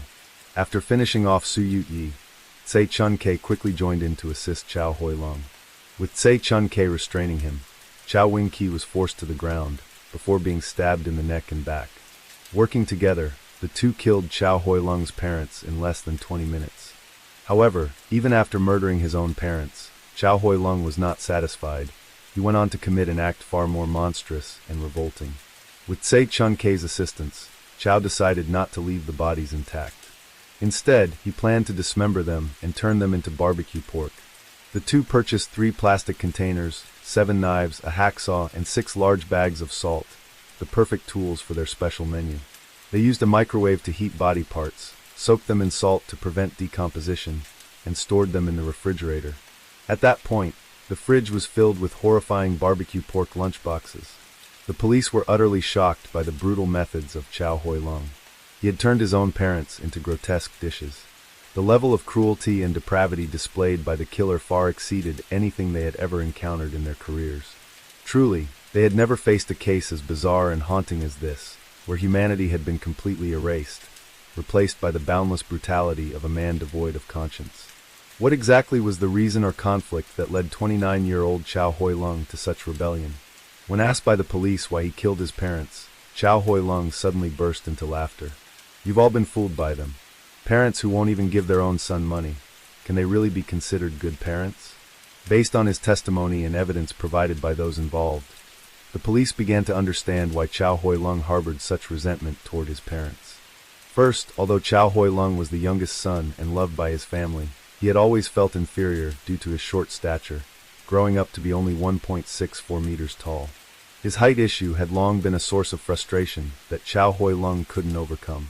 He even started blaming his parents, believing that they were responsible for his short stature, which had robbed him of his dignity as a man. As a child, Chow Hoi Lung lived a luxurious life, with his parents spending a fortune on piano lessons for him. He was quite talented in music and always performed well. However, deep down, Chow Hoi Lung believed that his parents had made the wrong decision. He thought that if they had enrolled him in sports instead, he might have grown to be 1.8 meters tall. Later, his parents worked hard to send him abroad to study in Australia, hoping he would gain exposure to the wider world. But they never imagined that once out of their supervision, Chow Hoi Lung would completely lose control, skipping school, becoming addicted to video games, and causing trouble. Furthermore, during his time in Australia, Chow was repeatedly discriminated against, bullied, and even beaten on multiple occasions. In 2003, Chow Hoi Lung returned to Hong Kong for good as he was unable to complete his studies in Australia. Over the years, Chow Hoi Lung worked several jobs, including as a bank employee, an assistant manager, and a real estate consultant, careers generally considered respectable. Unfortunately, Chow Hoi Lung was inherently lazy, failing to perform well at work, and unable to stick with any job for long. Eventually, he quit working altogether, living off his parents' indulgence, and becoming a full-time freeloader. Because of his deep insecurities about his height, Chow Hoi Lung, now nearly 30 years old, had no confidence in finding a girlfriend. However, despite his misfortune in love, he still harbored a naive dream of becoming rich. When the stock market boomed a few years before the crime, Chow Hoi Lung, hoping to get rich overnight, eagerly jumped into trading. Lacking experience and expertise, he soon suffered a major failure. Due to reckless stock speculation, Chow Hoi Lung lost nearly $13,000. His parents later had to sell their house to pay off his debts.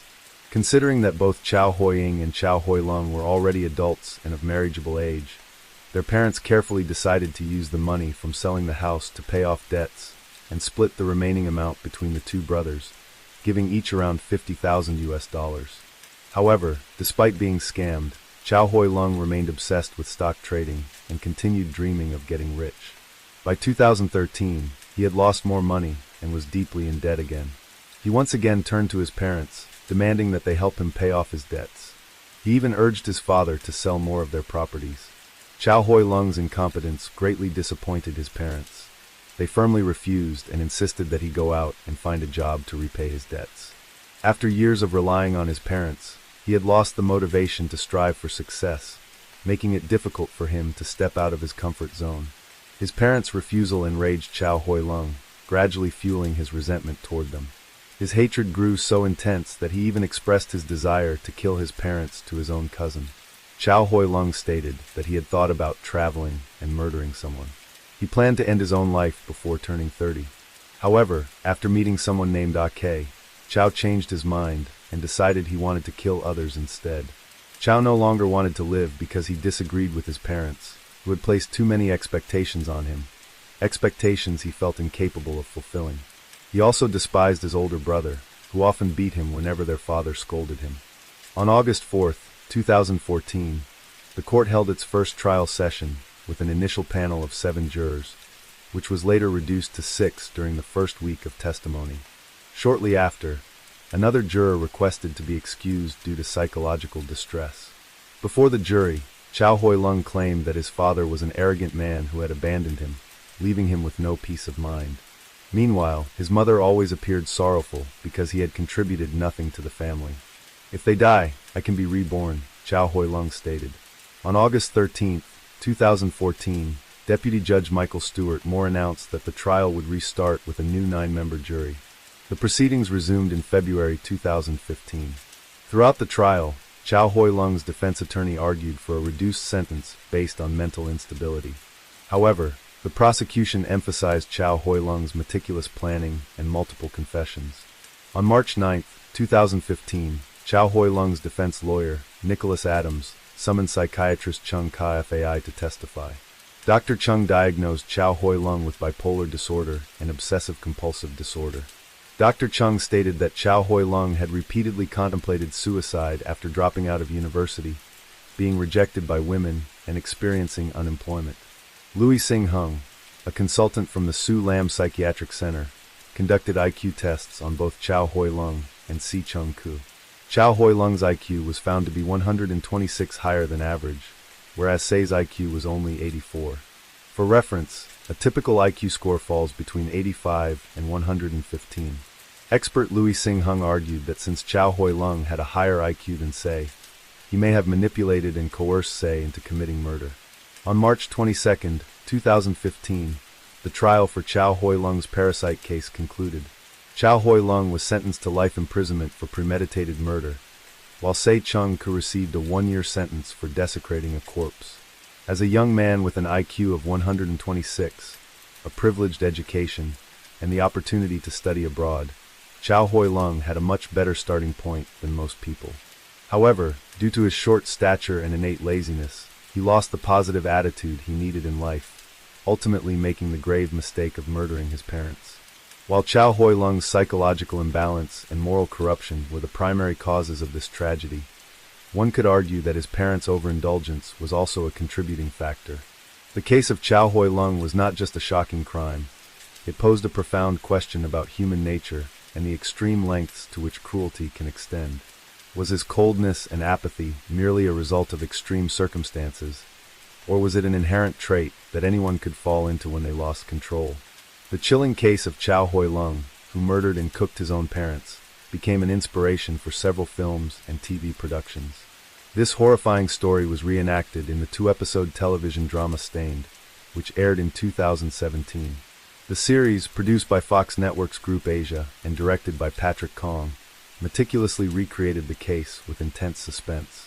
Additionally, the case was adapted into the 2018 TVB film OMG, Your Honor, reviving the public's fear of the crime. Most recently, in 2022, The Sparring Partner, a film based on Chow Hoi Lung's case and directed by Ho Chwek Tin, was released. The movie offered a fresh and in-depth perspective on the case, exploring various psychological and societal angles. It premiered at the 46th Hong Kong International Film Festival and officially hit theaters on October 27, 2022, garnering widespread public and critical discussion.